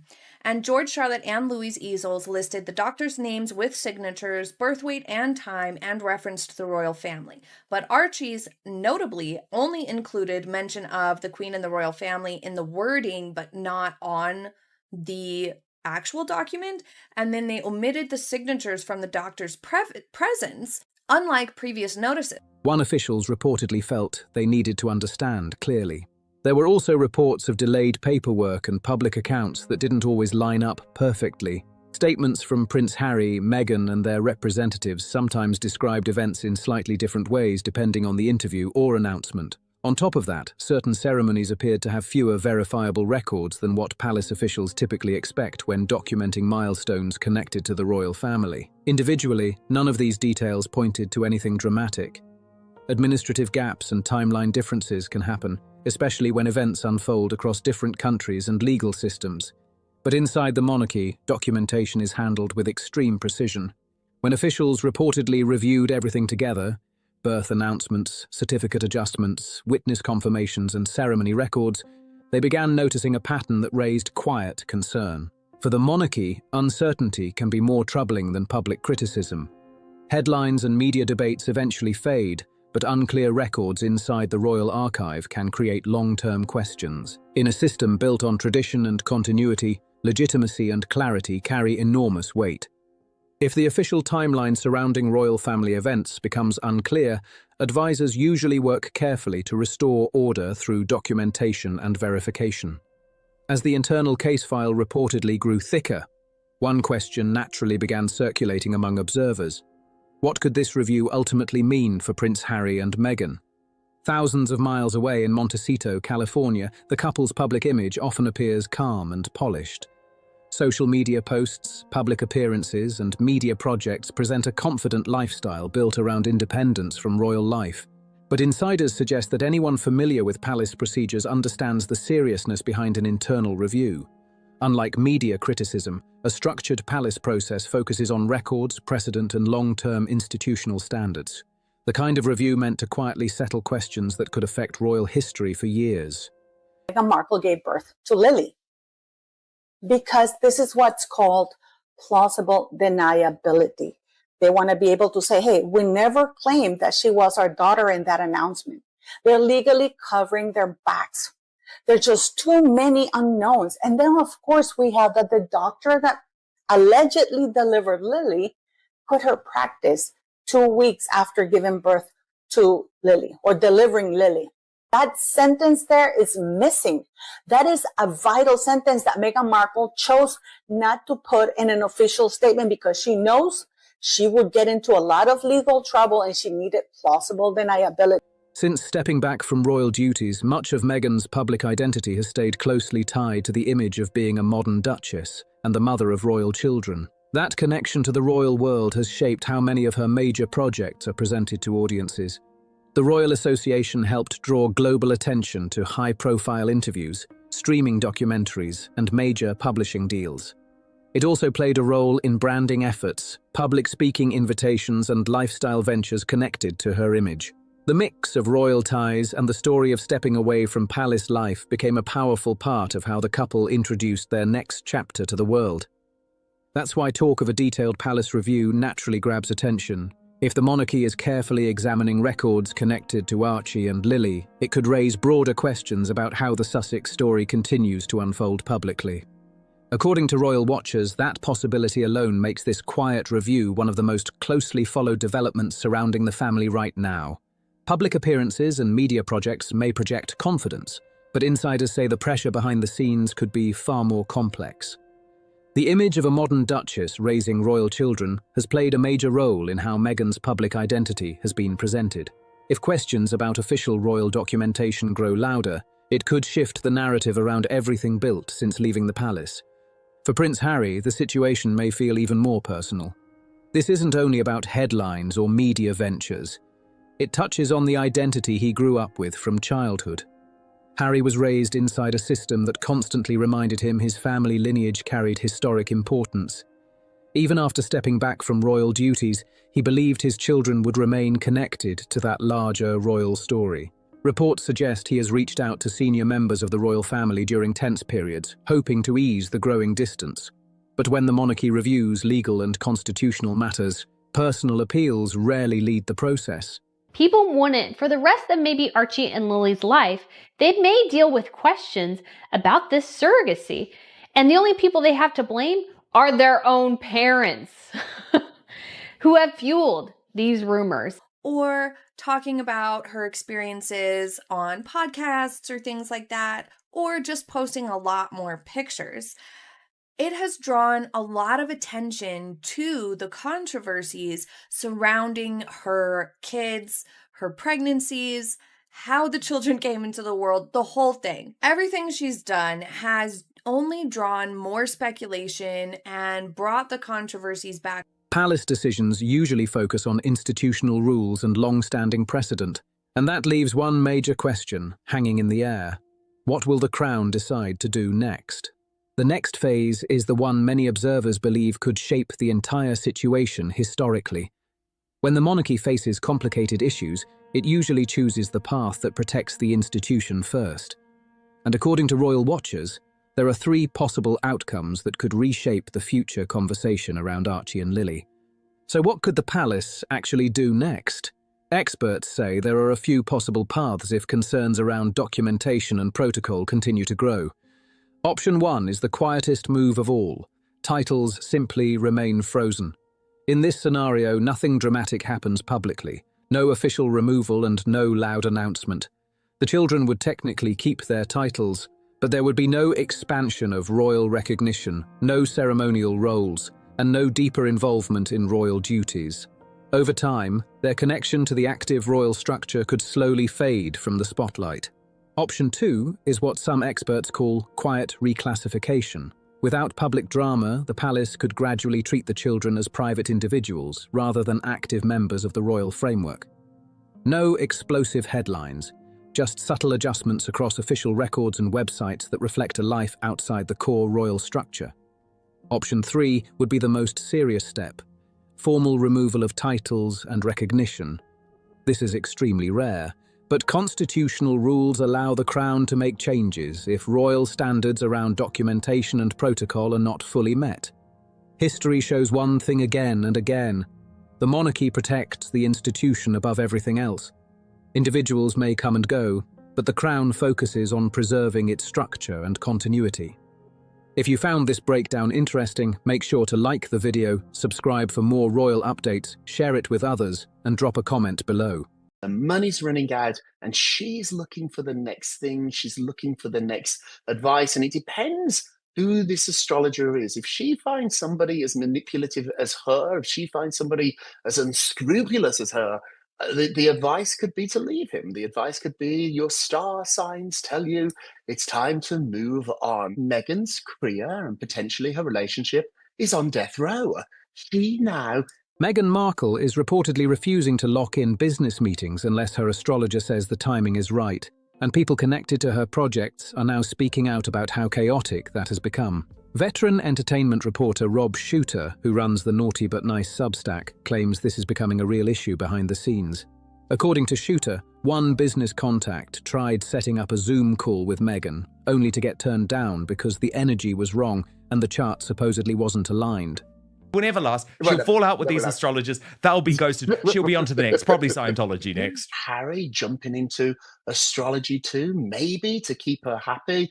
He's clearly not happy, but he's also too a very weak. The source said the meeting had to be pushed back because the stars didn't support it at that moment. That person described it as the actual reality of trying to do business with the Sussex camp right now. The bigger story here is that Meghan's business choices are allegedly being filtered through astrology before anything moves forward.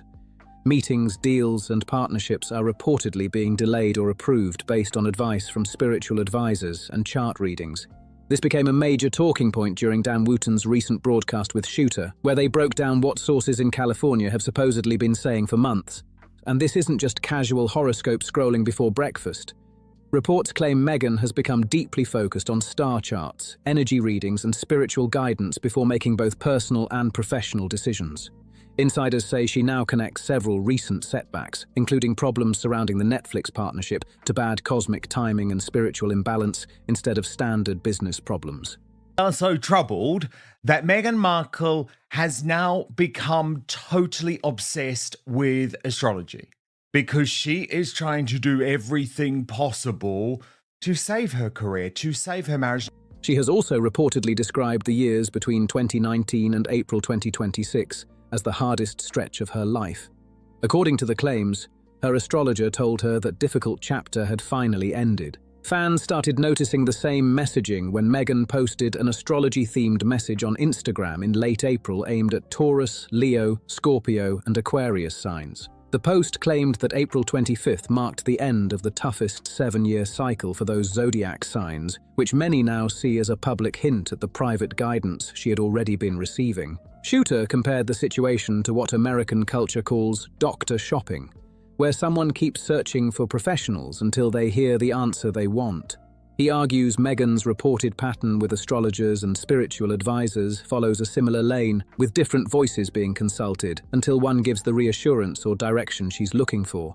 No longer casual for Meghan, one insider tells Naughty But Nice. She checks timing, signs, and energies before almost anything important. Astrology has become part of how she operates. Meghan reportedly has access to some of the most respected astrologers and spiritual experts money can buy, but according to Rob Shooter's sources, that's not the direction she chose to go. Instead, he claims she found an astrologer who tells her exactly what she already believes and wants to hear. Shooter's view is that the real purpose of the relationship isn't deep spiritual guidance or serious astrology. He argues it works more like reassurance. According to his reporting, the advice allegedly gives Meghan a way to blame outside forces, bad energy, timing, cosmic cycles, instead of looking at whether her own business choices may have played a role in recent setbacks. The Princess Diana angle is where things reportedly get even more complicated inside the Sussex marriage. Diana was famously interested in astrologers, psychics, and spiritual advisors during difficult periods in her life. Dan Wootton pointed to information connected to Simone Simmons, who was known as one of Diana's close spiritual confidants, saying Diana genuinely believed in those practices and relied heavily on the guidance she received. In other words, it's not just that she's a total talentless bitch, it's in the stars. That's why Shooter believes Meghan's reported interest in astrology carries extra emotional weight with Prince Harry. In his analysis, Diana's belief system was personal and sincere, while Meghan's use of astrology appears more strategic. He claims the connection to Diana creates an emotional bridge that makes the advice harder for Harry to question or push back against. The concern raised by Shooter is that if the astrologer is simply reinforcing Meghan's existing opinions, things could spiral into bigger personal decisions being framed as destiny instead of choice. He argues that if every issue becomes tied to cosmic signs and spiritual alignment, even major relationship decisions could start being viewed through that lens. In that kind of setup, the narrative can quickly shift from "the stars brought us together" to "the universe is telling us it's time to move on." That's the scenario Shooter says worries people who were once close to Diana and remember how strongly she leaned on spiritual guidance during emotional moments. Princess Diana famously turned to astrologers, psychics, and spiritual advisors during periods of uncertainty, and insiders say Meghan is now following a strikingly similar path. At this point, astrology is not a hobby, says one source. It's part of how she runs her life. Dan Wooten also brought up commentary linked to Lady Colin Campbell's long-running opinions about Meghan and Harry's relationship. According to that viewpoint, Meghan would only make a dramatic personal move if there were already a stronger financial or social opportunity waiting on the other side. The astrology angle may reportedly be setting the stage for major changes, but according to Rob Shooter's analysis, it doesn't mean dramatic action is actually about to happen. He argues the financial reality surrounding the Sussex household still matters too much. In his view, no major personal split or business shake-up would realistically happen unless there was already another strong financial setup ready to replace the current one. That's why Shooter believes the astrology narrative works more like preparation than action. It creates a storyline where future decisions can be explained as destiny, timing, or the universe instead of direct personal choice. In his reporting, that framing helps soften accountability while keeping options open behind the scenes. Shooter also argues this situation developed because, in his opinion, Meghan has run out of people to blame for recent struggles. First, critics pointed to the royal family fallout after the Oprah interview. What she does, I think a lot of it is just to try and trick Prince Harry and keep Prince Harry on board with this failing, where many of the couple's frustrations were publicly linked to palace life and treatment inside the institution. After that, attention reportedly shifted toward palace staff and senior royal figures. Names connected to tensions behind the scenes, including Angela Kelly and Princess Catherine, became part of public speculation and media briefings during the years following Megxit. Then came the stories involving Sussex staff members. Reports about the so-called Sussex Survivors Club and the widely discussed Jason Knopf emails added even more controversy to the picture.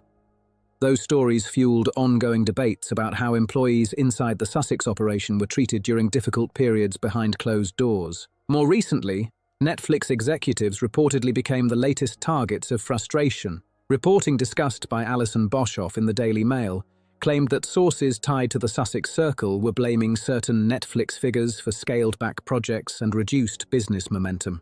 According to Shooter's overall argument, every previous scapegoat has now been worn out in the public eye.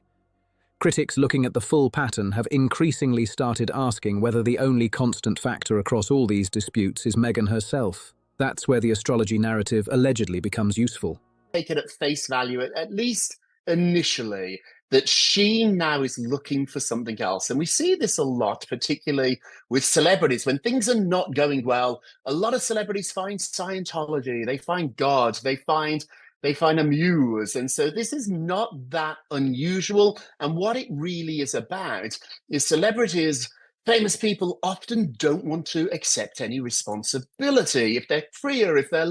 Concepts like bad energy, wrong timing, or misaligned charts are much harder to challenge because they can't really be fact-checked in the same way accusations against real people can. Shooter believes that makes the spiritual framing harder to confront publicly. He even used a dramatic comparison to describe the situation, though he presented it carefully because of how strong the image is.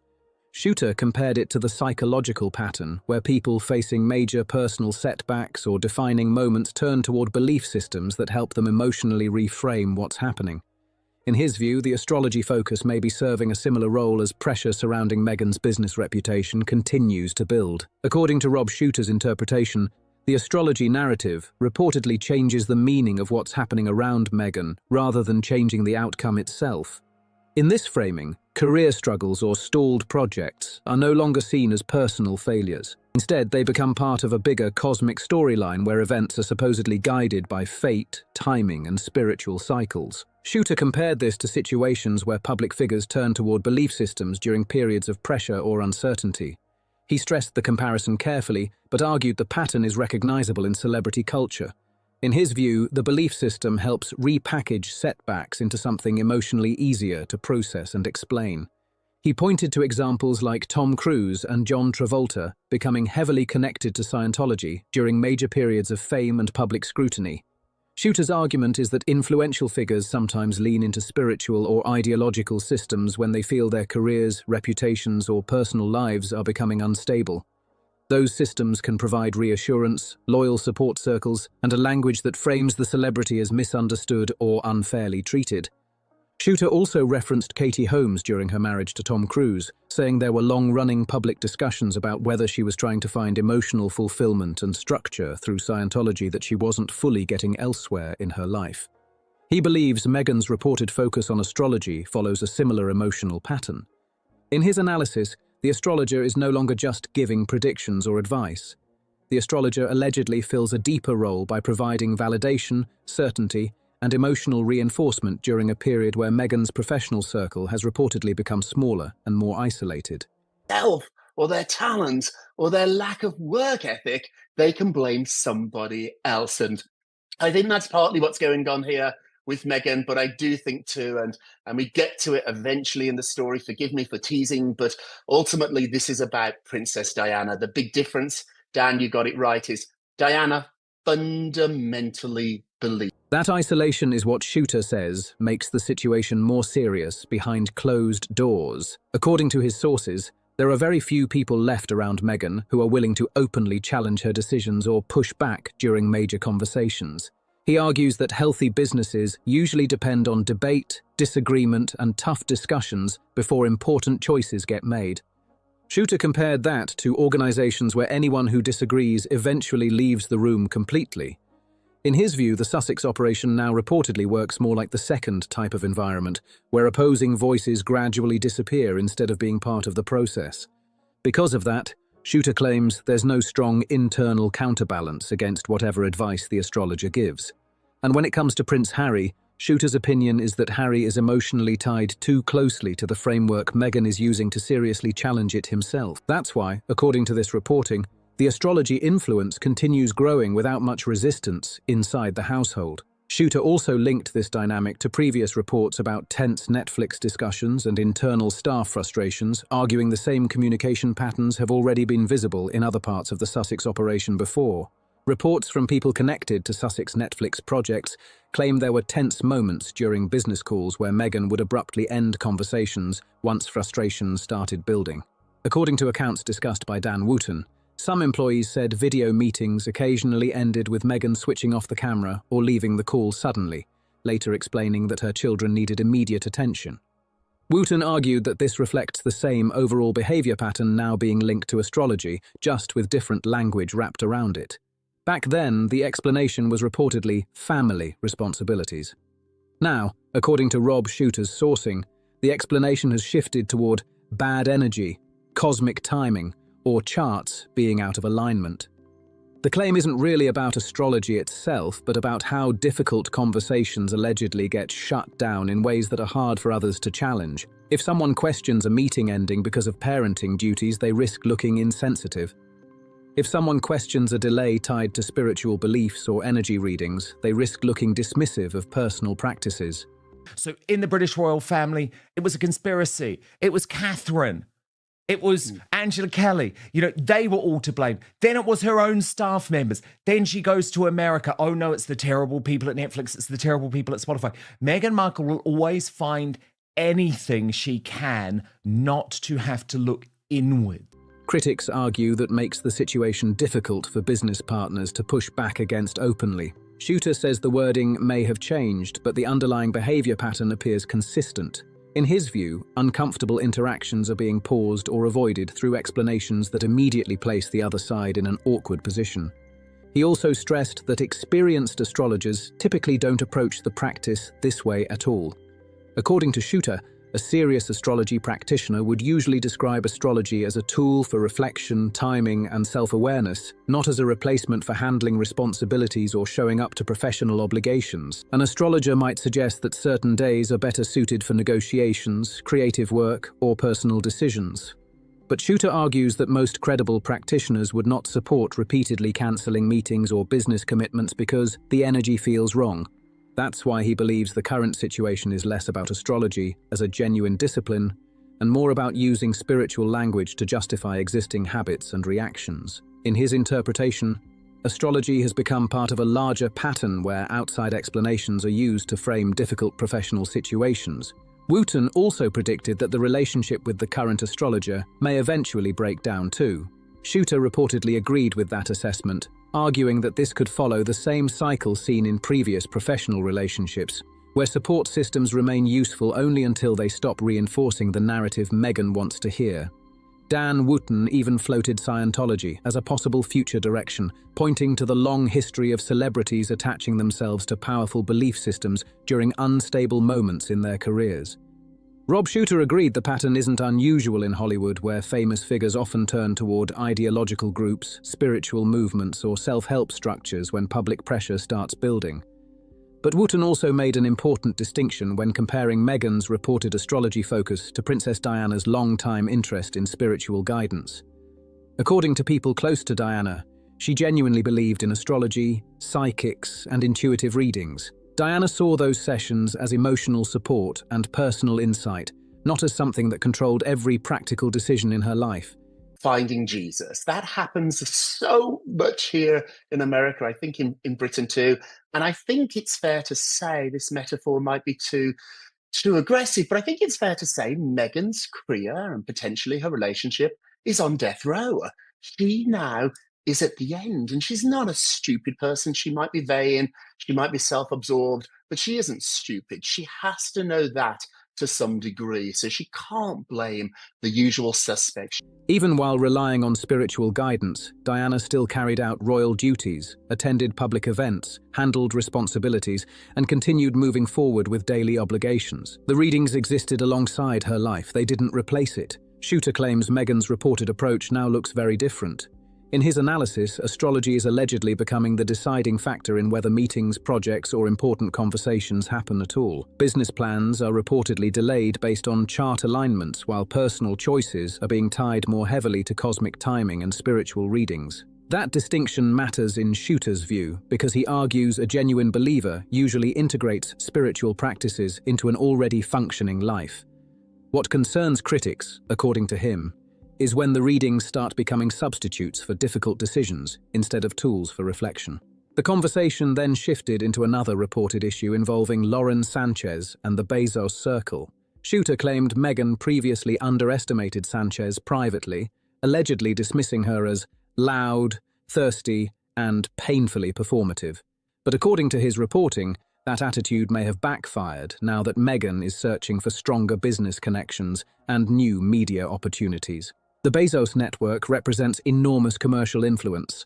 Through Amazon, Prime Video, Whole Foods, The Washington Post, Blue Origin, and a massive entertainment ecosystem, the Bezos circle controls access to opportunities that many people in Hollywood want close ties to.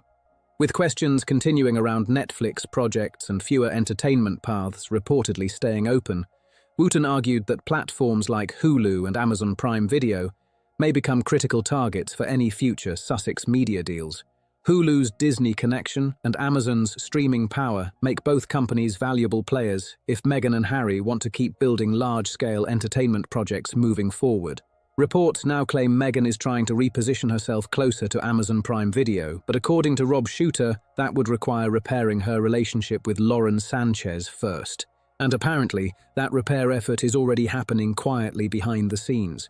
Shooter says the Sussex circle has allegedly been sending handwritten notes, carefully selected gifts, homemade jam, and luxury items to Sanchez in an attempt to rebuild the connection. Some of those efforts were reportedly routed through Kris Jenner, who has ties to both Meghan and Sanchez and is said to be acting as a social middle ground between the two camps. Doctor shop. When you can't find a doctor, a legitimate doctor, to do what you want, like a Michael Jackson, you keep shopping until you find somebody who does. That's what Meghan has done, I'm told, in the world of astrology. She hasn't thought out the greatest astrologer. With her resources and her power, she could have the most amazing people do her charts, sit with her. She hasn't done that. But Shooter's assessment of the situation is extremely skeptical. According to him, Lauren Sanchez spent years being dismissed in Hollywood while working as a television host and media personality, and she reportedly remembers very clearly who treated her with respect during that period and who looked down on her. Now that Sanchez is married to Jeff Bezos, the power dynamic has completely flipped. The same entertainment figures who once ignored her are suddenly trying to get close, and Shooter believes Sanchez has little reason to reward people who previously kept their distance. That's why he thinks the reconciliation effort may not work. And if it fails, Wooten argues it could shut down one of the Sussex's most valuable remaining business pathways. According to his analysis, Meghan's lifestyle brand, mockingly referred to by Lady Colin Campbell as was never, instead of as ever, could have massively benefited from Amazon's infrastructure and global reach. An Amazon connection could reportedly have opened the door to major product placement deals, large-scale distribution, marketing support and streaming promotion through Prime Video. Without that relationship, critics say an important commercial lane may already be slipping away. Shooter also claims Meghan's earlier attitude toward Sanchez may now be creating long-term consequences. He argues Meghan allegedly treated Sanchez dismissively during the years when Sanchez was still climbing socially and professionally, and now the balance of influence has changed in a huge way. At the same time, another story is reportedly developing underneath all the astrology drama and business maneuvering. Shooter previously claimed Meghan had quietly been discussing a possible post-divorce book project with publishing insiders, and he says later reporting from Vanity Fair helped fuel even more speculation around that idea. According to these reports, conversations involving Oprah Winfrey, Melody Hobson, Shonda Rhimes and Nicola Vaughn, described in some reports as a powerful four-women circle, have allegedly included discussions connected to Meghan's long-term memoir plans. Shooter claims there may already be material being prepared specifically for a future divorce-focused narrative, even while the marriage itself continues publicly. He argues the publishing outreach is not necessarily proof a split is about to happen tomorrow, but more of a strategic backup plan waiting in the background. Wooten's interpretation, which Shooter reportedly agrees with, is that Meghan is not actively trying to trigger a divorce right now. Not her. It's the universe out to get her. She recently said it's the worst 7 years of her life, and that now her astrologer has told her is over. And so you're right, it won't last, this will blow up, but at the moment, this is where Meghan is now. Instead, they believe the potential book project is being positioned as a future commercial opportunity that could eventually be activated if the marriage reaches that stage later on. And according to their analysis, the reason nothing dramatic happens yet is simple. There still isn't a stronger financial structure fully in place to replace the current one. According to the latest reporting and commentary, the alleged post-divorce book idea may already be prepared behind the scenes, but the timing simply isn't right yet. And one reason this story is suddenly getting more attention is because of who is now talking about the Sussex finances publicly. Dan Wakeford's reporting has become a major talking point because Wakeford isn't just another random commentator. He spent years as a top editor at People magazine and was widely viewed as one of the most Sussex-friendly media figures during that period. For years, critics joked that People magazine practically acted like an unofficial Sussex newsletter because of how positively the couple was covered there. There's nobody left in the organisation. There's nobody to talk to debate with, to have conversations with. I think the most healthy companies I've worked for and the way that I run my business is we do have meetings and we do have disagreements. If you do that with Meghan, you're gone.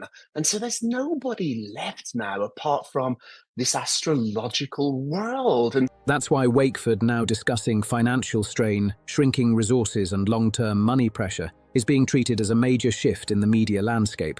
According to reports, Wakeford pointed to concerns about spending levels, business momentum slowing down, and questions over how long the current lifestyle can realistically be maintained at the existing pace. Some commentary surrounding the report even suggested a rough 5-year financial runway if things don't improve significantly. Rob Shooter argued this matters because mainstream American media outlets that once strongly protected the Sussex image are now starting to acknowledge operational problems more openly. In his view, that signals the protective media shield around Meghan and Harry is becoming weaker than it used to be. Shooter reportedly said he wished this kind of reporting had appeared much earlier and more directly, even suggesting it should have made a People magazine cover story by now. Still, he believes the shift itself is important because audiences are starting to see financial and business concerns discussed outside the independent commentary world. At the same time, another report started gaining traction this week involving Prince Harry and a possible move to Montana. According to commentary discussed by Dan Wooten, Harry has allegedly floated the idea of leaving Montecito behind and moving somewhere quieter, cheaper, and more private. The reported pitch was supposedly about simplifying life, lowering pressure, and escaping the non-stop financial demands tied to the luxury California lifestyle. But Wooten interpreted the suggestion as something much deeper than just wanting more space and mountains. In his analysis, the Montana idea may actually reflect Harry's growing exhaustion with the current setup. Wooten argued that while Harry may not be in a position to directly walk away from the marriage or publicly blow up the arrangement, suggesting a major lifestyle downgrade could indirectly challenge the entire commercial structure surrounding it. A move away from Montecito, celebrity networking, and expensive branding culture would reportedly weaken many of the business and image dynamics that currently support the Sussex brand. That's why some commentators see the Montana conversation as a quiet warning sign about Harry's mindset right now. Suggests that she is trying another tactic. And I'm sorry, Rob, I'm just going to say it. This is a highly emotionally manipulative woman. And that, to me, sounds like she's trying a different tactic with Harry. It's a bit like, you better be careful because I can walk away too. Shooter also added another observation from his years around wealthy social circles in New York and Los Angeles. He argued there's a major difference between millionaires and billionaires socially, and claimed the billionaire class tends to operate very differently when it comes to personal relationships, influence, and long-term alliances. According to the commentary surrounding Meghan's future prospects, the type of billionaire lifestyle or financial safety net she would reportedly need next comes with a major complication. Rob Shooter argues that ultra-wealthy billionaires usually value privacy, discretion, and low drama above almost everything else. In his view, that level of wealth doesn't typically chase non-stop publicity or constant media attention. These are people who often prefer quiet influence behind closed doors instead of living inside controversy headlines every week. That's why Shooter believes finding a future partner willing to fully embrace Meghan's level of public scrutiny would be incredibly difficult. He pointed out that Lauren Sanchez is actually a rare example because she already had a bold public personality before marrying Jeff Bezos, and Bezos himself had reached a point where he seemed comfortable stepping further into the spotlight. But Shooter argues Meghan's situation would be far more complicated for any future billionaire relationship. According to his analysis, any potential partner would not only be stepping into global media attention, but also into years of public royal conflict, business controversy, strained family narratives, and growing skepticism inside Hollywood circles. Shooter says that combination creates a level of baggage many powerful people would rather avoid completely. He also claims Meghan has reportedly been trying to expand her elite social network for years, but no major successor figure has emerged from those efforts. Not that she blew it, that he blew it. And I think she's starting to realize now that the partner she's got, not just in life, but in business, doesn't have the ambition, the drive, the passion that she has. And I think she's going to get sick of dragging him along. Meghan uses people to the point that it gets her to the next step, and then she's very happy to cut and run. She's done it even with her own family, with the royal family. Harry will eventually be tossed aside by Meghan Markle. The question is... Because of that, Shooter believes the marriage to Prince Harry now continues less out of emotional momentum and more because the current financial structure still depends on it staying intact. That's where Dan Wooten says the Sussex operation has entered what he calls a phase of terminal commercial decline. The signs critics point to are stacking up quickly. Spotify ended its partnership, Netflix projects reportedly shrank in scale, BetterUp faded from public focus, and Meghan's as ever brand still appears to be searching for consistent momentum after extended rollout delays. Even the speaking circuit reportedly hasn't matched earlier expectations. Commentators claim projections that once imagined massive seven-figure appearance fees have cooled dramatically as public demand and industry excitement shifted over time. Wooten and Shooter also argue the couple has faced increasing distance from several powerful social circles. They point to Hollywood relationships cooling off, the reported Amazon-Sanchez bridge becoming strained, and fashion world moments like Met Gala absences and luxury brand distance, adding to the perception that key industries are moving on. At the same time, royal tensions remain part of the picture. Critics continue highlighting events, such as major royal functions happening without the Sussexes, reduced public interaction with senior royals, and symbolic moments that fueled speculation about how far the divide has grown behind palace walls. very wealthy people. This billionaire club that does exist, it's a billionaire class, not millionaire billionaires. They are not looking for somebody like Meghan Markle. Even Jeff Bezos, who married Lauren Sanchez, she's not as toxic as Meghan. In this overall framing, the astrology obsession becomes less about spirituality and more about explaining setbacks through cosmic language instead of direct accountability. Bad energy, wrong timing, and chart alignments become easier explanations once every human conflict has already been publicly exhausted. Meanwhile, the rumored post-divorce book allegedly stays waiting in the background as a possible future business move, but only if the financial conditions are right and a stronger long-term setup eventually appears. Until then, commentators believe the marriage remains tied together largely by practical realities and financial structure. And according to the Wakeford analysis discussed throughout this story, that financial runway may not be endless. Reports estimating roughly 5 years of sustainability under the current pace have only intensified debate about what happens next for the Sussex brand and whether the pressure surrounding it keeps growing from here. If you enjoyed this breakdown, make sure to like the video, subscribe to the channel, share this with anyone following the royal drama, and drop your thoughts in the comments below. Meghan Markle's latest monetization bid looks set to be her most sick stunt yet, as she puts her latest was never wardrobe onto her new website. Meghan Markle just caught in one of her biggest as ever lies yet. And also, in news that will surprise absolutely no one, Meghan Markle and Prince Harry are apparently wildly unhappy. Meghan Markle, the Duchess of Scamalot, that little huckster, she still doesn't seem to have real good quality control at her brand as ever, as you know. Meghan and Harry put up with this all the time over there in California. I think maybe we should start a crowdfunder for them. Maybe just a part of her would say, let me try something different. Let me do it differently. Everything that I've done in the past has failed. Someone paid $58 for a box of luxury chocolates from Meghan Markle's brand, as ever. And when the package finally showed up, an apparent lie that Meghan Markle has just been caught in regarding her as ever products. Now, Meghan over the weekend was promoting her new jams. the reaction was pure disbelief. What arrived at the door has people asking some serious questions about what is really going on with the brand. And the situation looks far worse than many reports have suggested. Most people have dealt with a disappointing delivery at some point. Maybe a package arrived late, maybe something got damaged during shipping, or maybe it just did not look like the photos online. Those things happen, and usually people move on without much drama. But this is a different kind of disappointment. When customers spend nearly $60 on a product marketed as premium, luxury, and carefully made, expectations naturally go way up.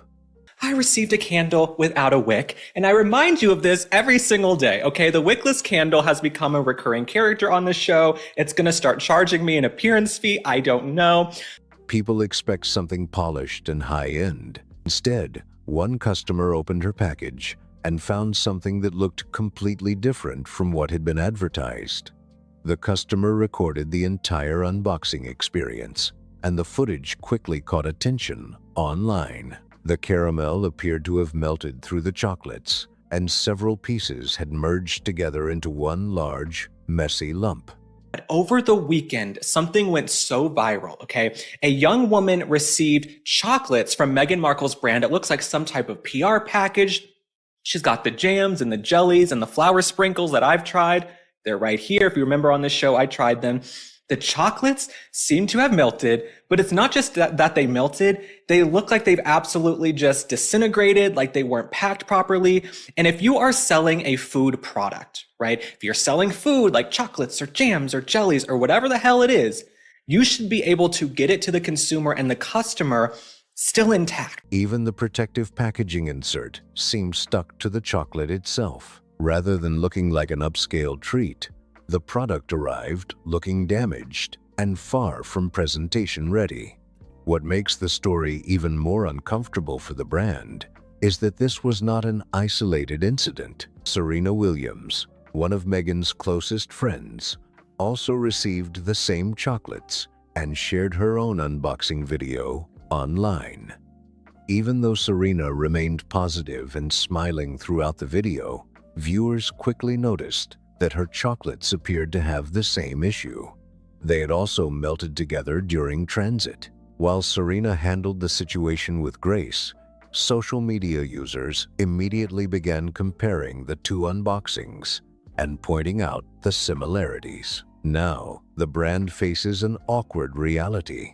Two separate unboxings, two highly visible complaints. Also, I just got this in the mail from my friend Megan, and her penmanship has always been amazing from like the 100 years I've seemed to have known her. She sent me a beautiful box of chocolates from her brand as ever. You guys should check it out. I debauched it. Look at where She's the like chocolates so are. classy, and I'm just like, look at this. This is nuts. Anyway, the chocolate was beautiful and it was delicious. I don't like chocolate, but I've been killing those. So good. Candles, ginger cashmere. I couldn't pronounce the other word. This one is amber, water lily.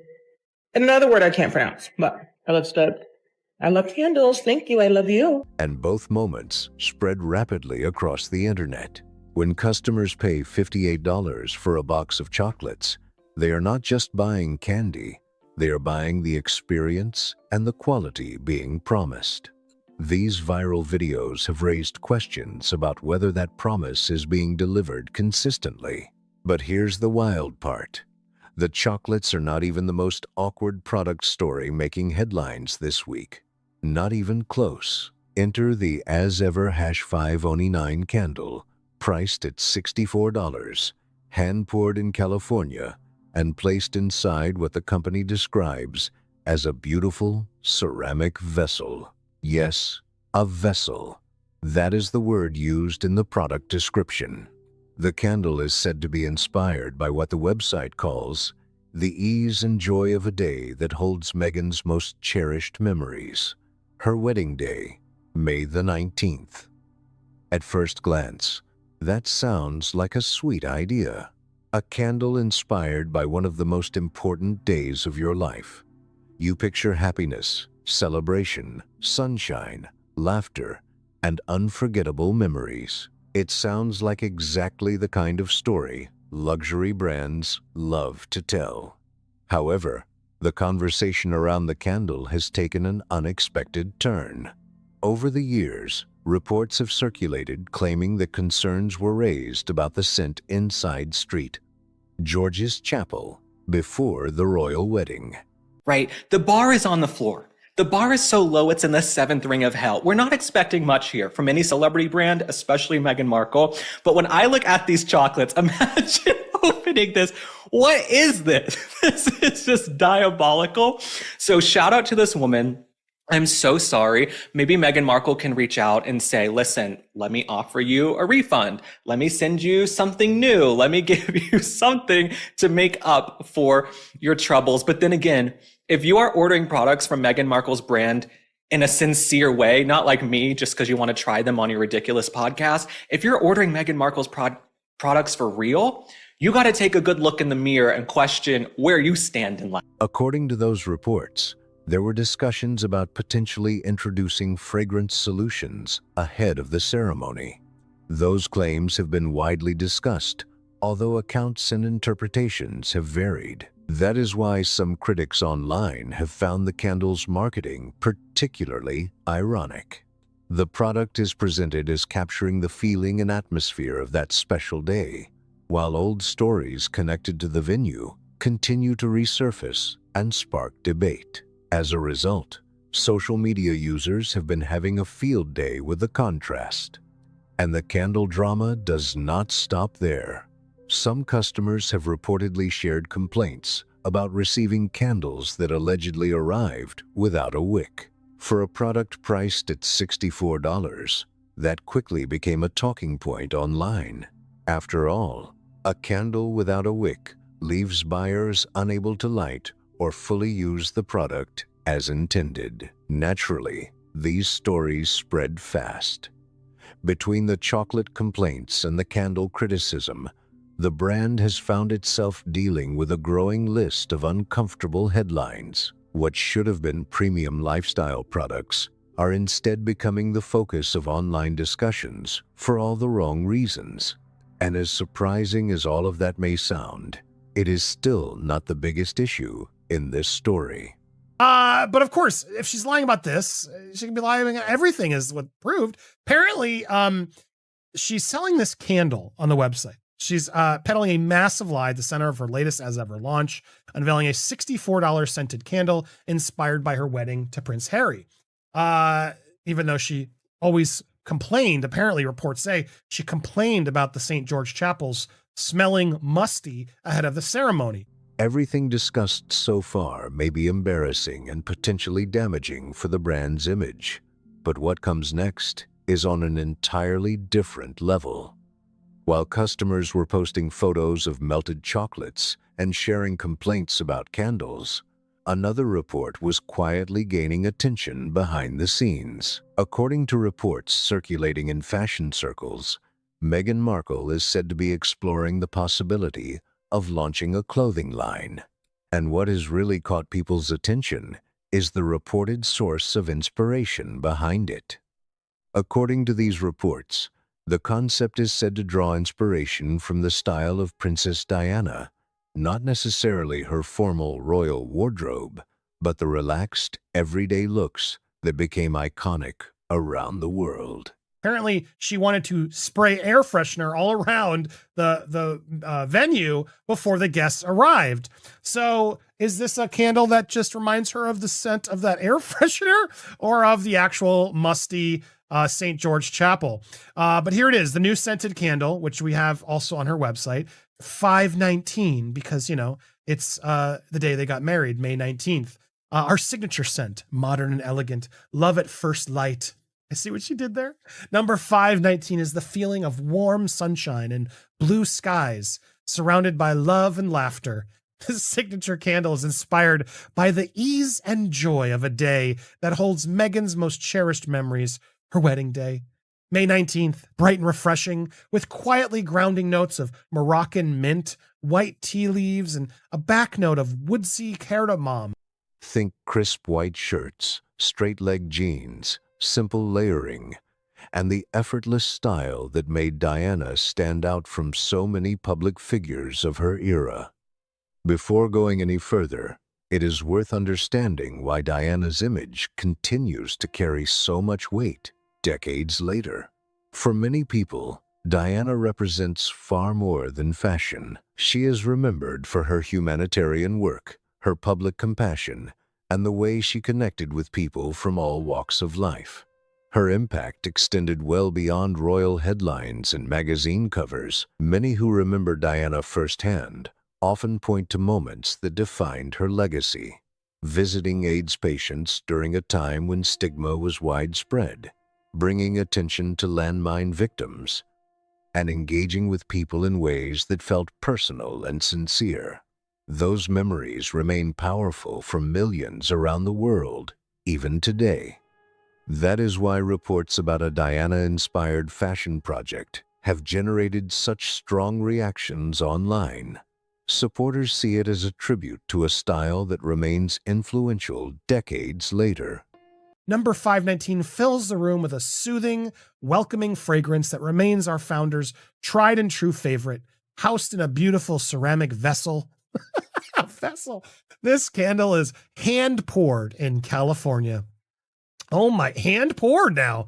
We get to actually, it's not made by AI. Is that, are candles not typically hand poured? I guess they could be done in machines. But there it is. This is the signature candle, guys. Wow. Wow, that's $64. I mean, what a ripoff. What a massive ripoff. So yeah, she's hawking this thing saying it's the smell of the wet day, but apparently that's just not true. Musty smelling chapels, when it actually was the big day. The branding dramatically jars with reports that she wanted atomizers inside the chapel because she disliked its scents. Critics, however, question whether drawing inspiration from such a well-known public figure, especially one with deep personal connections to the royal family could spark controversy.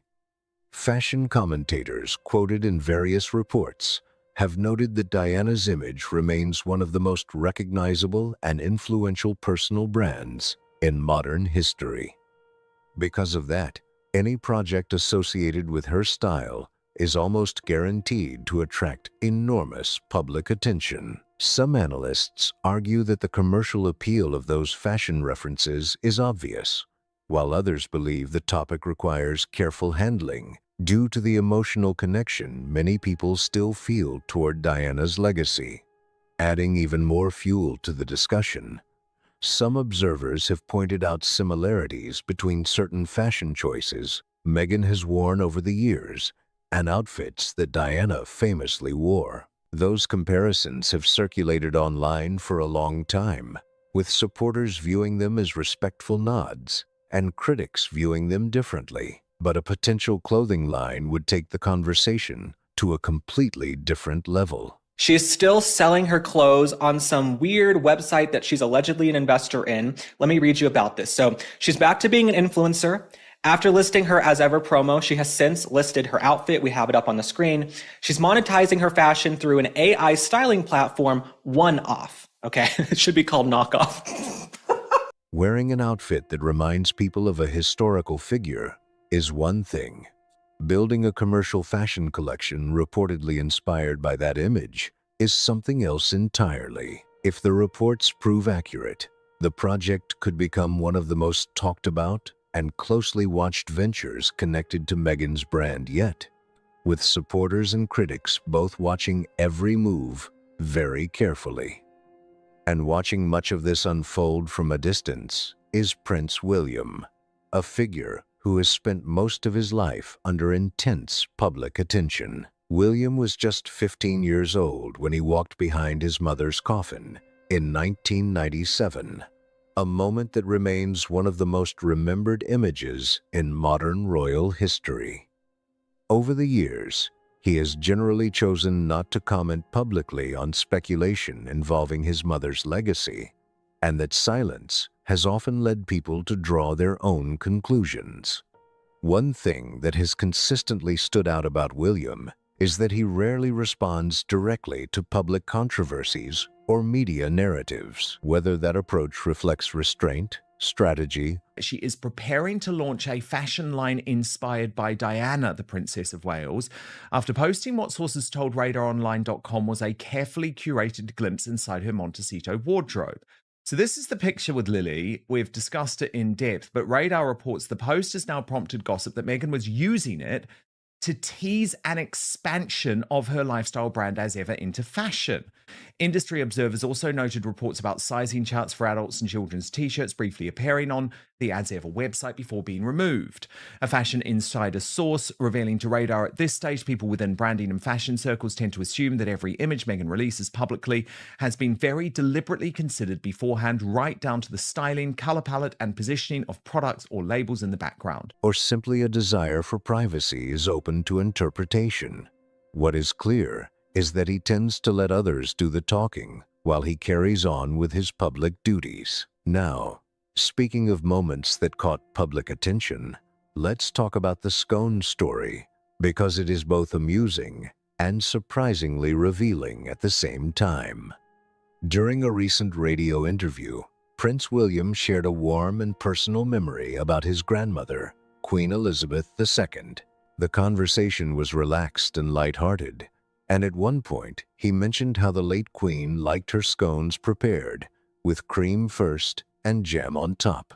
It was a simple detail, but listeners loved it. The story spread online quickly, with many people enjoying the glimpse into a family tradition that felt authentic and relatable. Not long afterward, Meghan Markle posted a video featuring scones prepared with cream and jam in the same style. That timing immediately caught the attention of royal watchers and social media users, who began debating whether the similarity meant anything at all. Of course, there are several possible explanations. It could have been a coincidence. It could have been planned long before the interview aired. It could simply reflect a common way of serving scones. Without direct evidence, nobody can say for certain what was behind the timing. However, critics argue that this is why the moment generated so much discussion online. Some observers believe there has been a recurring pattern in which public moments connected to members of the royal family are followed by content that appears similar in style, theme, or presentation. Supporters dismiss those claims as overanalysis, while critics view the similarities as noteworthy. Sources told Radar Markle is exploring a collection influenced by the late princess's famously understated style, particularly the white shirt denim and tailored casual wear combinations that became synonymous with Diana before she died in Paris aged 36 in a high-speed car smash in 1997. One insider said Meghan understands exactly how powerful Diana's image remains globally, and that leaning into those visual parallels is strategically very smart from a branding perspective. But because Diana's legacy is still so emotionally charged, any attempt to monetize echoes of the style risks being viewed by some people as cynical or exploitative. No sugar, Sir Sherlock. Another source added the white shirt and jeans formula associated with Diana carries enormous symbolic weight because it represented glamour without stiffness and royalty without intimidation. Whatever the explanation may be, the debate itself has become part of the story. What might have been a small and harmless baking video quickly turned into another online discussion, with people examining every detail and drawing their own conclusions about what it all means. According to some royal commentators and online observers, the similarities between certain royal headlines and Meghan's social media content have become increasingly noticeable over time. They argue that responses often appear quickly, and that the gap between major royal moments and related online content seems shorter than it once was. Whether that is intentional or simply a result of intense public scrutiny remains a matter of debate, but it has certainly become a talking point. Adding another layer to the discussion is a recent appearance Meghan made in Geneva at a World Health Organization-related event focused on the impact of social media on young people. The event itself received far less media attention than some of her other public appearances, and that sparked a fresh round of commentary online. Another fashion source said what Meghan seems to be developing goes far beyond the idea of simply attaching her name to a celebrity fashion label. The impression within the industry is that she's attempting to create an entire aspirational universe around her personal image, where clothing, homeware, wellness, entertaining, motherhood, and luxury living all operate together as part of one carefully managed brand identity. Photos and reports from the gathering led some critics to question attendance levels, while others pointed out that audience size does not necessarily reflect the importance of an event or its message. Still, the images quickly became a subject of discussion across social media platforms, where perception often becomes part of the story. Following that appearance, Meghan's social media activity and brand-related content continued to generate headlines. Videos, product promotions, lifestyle posts, and new launches appeared in rapid succession, leading some commentators to speculate that there was a broader public relations strategy at work. Critics viewed the timing as an effort to shift attention toward new topics, while supporters argued that brands regularly schedule content releases regardless of outside news cycles. Either way, the conversation around the products continued to grow. From chocolate complaints to candle discussions and lifestyle content, attention remained fixed on the brand and its public image. Yet some analysts believe those headlines may not be the most significant challenge facing Meghan right now. The bigger question, according to industry watchers, involves influence and relationships within elite fashion and media circles. That discussion intensified after the recent Met Gala, widely regarded as one of the most important events in the fashion world. Every year, the gala attracts major designers, celebrities, executives, and trendsetters who want to be seen at one of the industry's most prestigious gatherings. Also, over the weekend, Meghan Markle is copying Prince William and Catherine once again. You know, anytime William and Catherine do something, Meghan Markle has to copy it. She's a little bit of a copycat. She has no original ideas. Prince William was on a radio show and he spoke about scones. Let me read you a little bit about this. So he went on a radio show where they brought up scones. When the host asked how he liked his scones, he said the way he learned from Queen Elizabeth is how he loves to eat his scones. Now, Meghan immediately comes up with a post about the scones and she puts her cream and her jams on just the way William said. So I think Meghan does watch William and Catherine very closely because Catherine will wear something, then suddenly she's wearing it.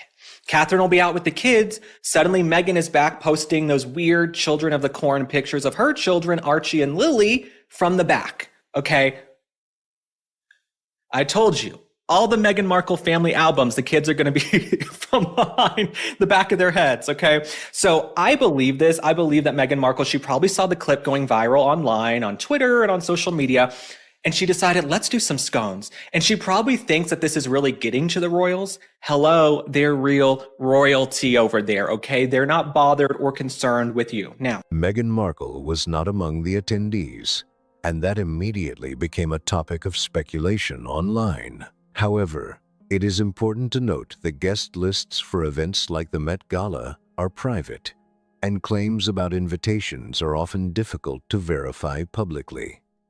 Even so, commentators have continued to discuss the role of Anna Wintour, the longtime editor-in-chief of Vogue and one of the most influential figures in fashion. Because of her enormous influence within the industry, any perceived relationship between public figures and the fashion establishment naturally attracts attention. Reports and speculation have circulated regarding how certain media appearances, public statements, and high-profile controversies may affect relationships within those circles. Whether those claims are accurate or not, one thing is clear. In the world of fashion and celebrity branding, perception can be almost as powerful as reality, and every move is watched closely. Another topic that continues to generate discussion involves Meghan's standing within the luxury fashion world and some of the industry's most influential figures. For years, Anna Wintour has been one of the most powerful names in fashion. Meghan Markle is stunningly oblivious to her own hypocrisy, and that is definitely beginning to damage her in the eyes of the public and, more importantly, really, the eyes of the media. You can't avoid the stark comparison between Meghan Markle posting and exploiting her daughter on Instagram and then her complaining that children are being exploited by social media companies. The hypocrisy is just plain for anyone to see.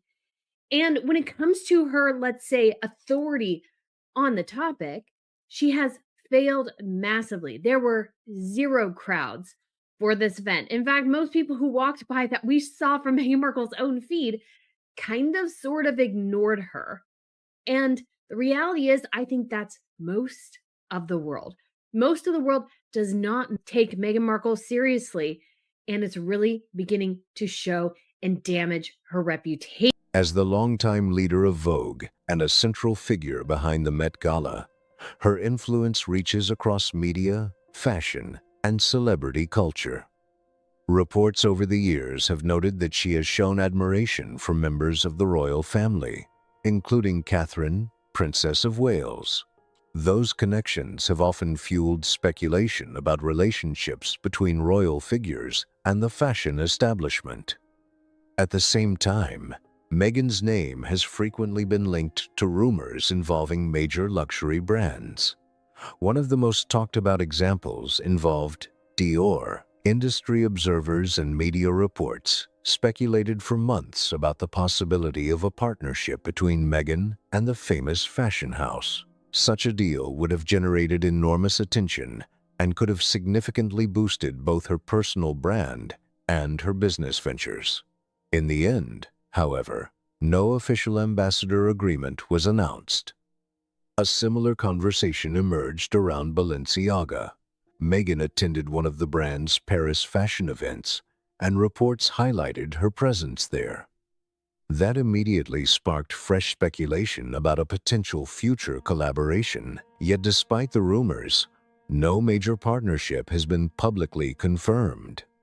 Then there is Netflix, a relationship that has attracted intense scrutiny since the company signed Harry and Meghan to a highly publicized production agreement worth a reported 9 figures. Over time, media outlets have published a variety of claims about the partnership and how it has evolved behind the scenes. One particularly attention-grabbing report came from Variety, which discussed rumors surrounding interactions between Meghan and Netflix leadership. Those claims were widely circulated online and became the subject of considerable debate. Netflix disputed aspects of the reporting, and public appearances involving company executives later added even more discussion to the story. And it shows her huge lack of popularity and the fact that the mainstream media just don't care about her. Rather than going away and thinking, okay, how can I strategize about this? What do I need to do better? How can we turn this around? She immediately has to throw something against the wall. So it was obviously the wedding pictures, but also this, P. Dinah. And I just wanted to know what you thought of the new weird image for Was Never, which to me almost looks like, because there's the other one from last week too, where it's almost like creepily seductive. Around the same period, online observers also focused on the couple's anniversary celebration. Some commentators pointed out that there appeared to be relatively little public recognition from celebrities compared with previous years. Others argued that private congratulations often happen away from cameras and social media, making it impossible to know what occurred behind the scenes. Regardless of where people stand on those debates, one theme keeps resurfacing. Relationships and influence matter enormously in both Hollywood and the fashion industry. Every partnership, every appearance, and every public interaction is examined for clues about who remains supportive, who is keeping their distance, and what opportunities may come next. And beneath all the headlines, business launches, brand speculation, and celebrity gossip, there is still Prince Harry, a public figure many people have watched for most of his life, now facing a very different chapter from the one that once seemed mapped out for him. Prince Harry's story remains one of the most talked about public journeys of the modern era. Many people still remember the young boy walking behind his mother's coffin while the eyes of the world watched. It was a moment that left a lasting impression on millions and became one of the defining images of a generation. Years later, Harry served in Afghanistan on 2 separate deployments, an experience that earned respect from many people, regardless of their views on the controversies that would follow. For a long time, he was seen as one of the most relatable and popular members of the royal family. Only visible anniversary wishes seem to be from the British Airways crew, who had apparently been informed about the anniversary beforehand. You poor thing, Meghan Markle, life really does humble you. And then she posted this video, and it was very effective, P. Dinah, because it showed how these people do love celebrating their friends' moments usually, but even the people who maybe remain close to her, and there's not many of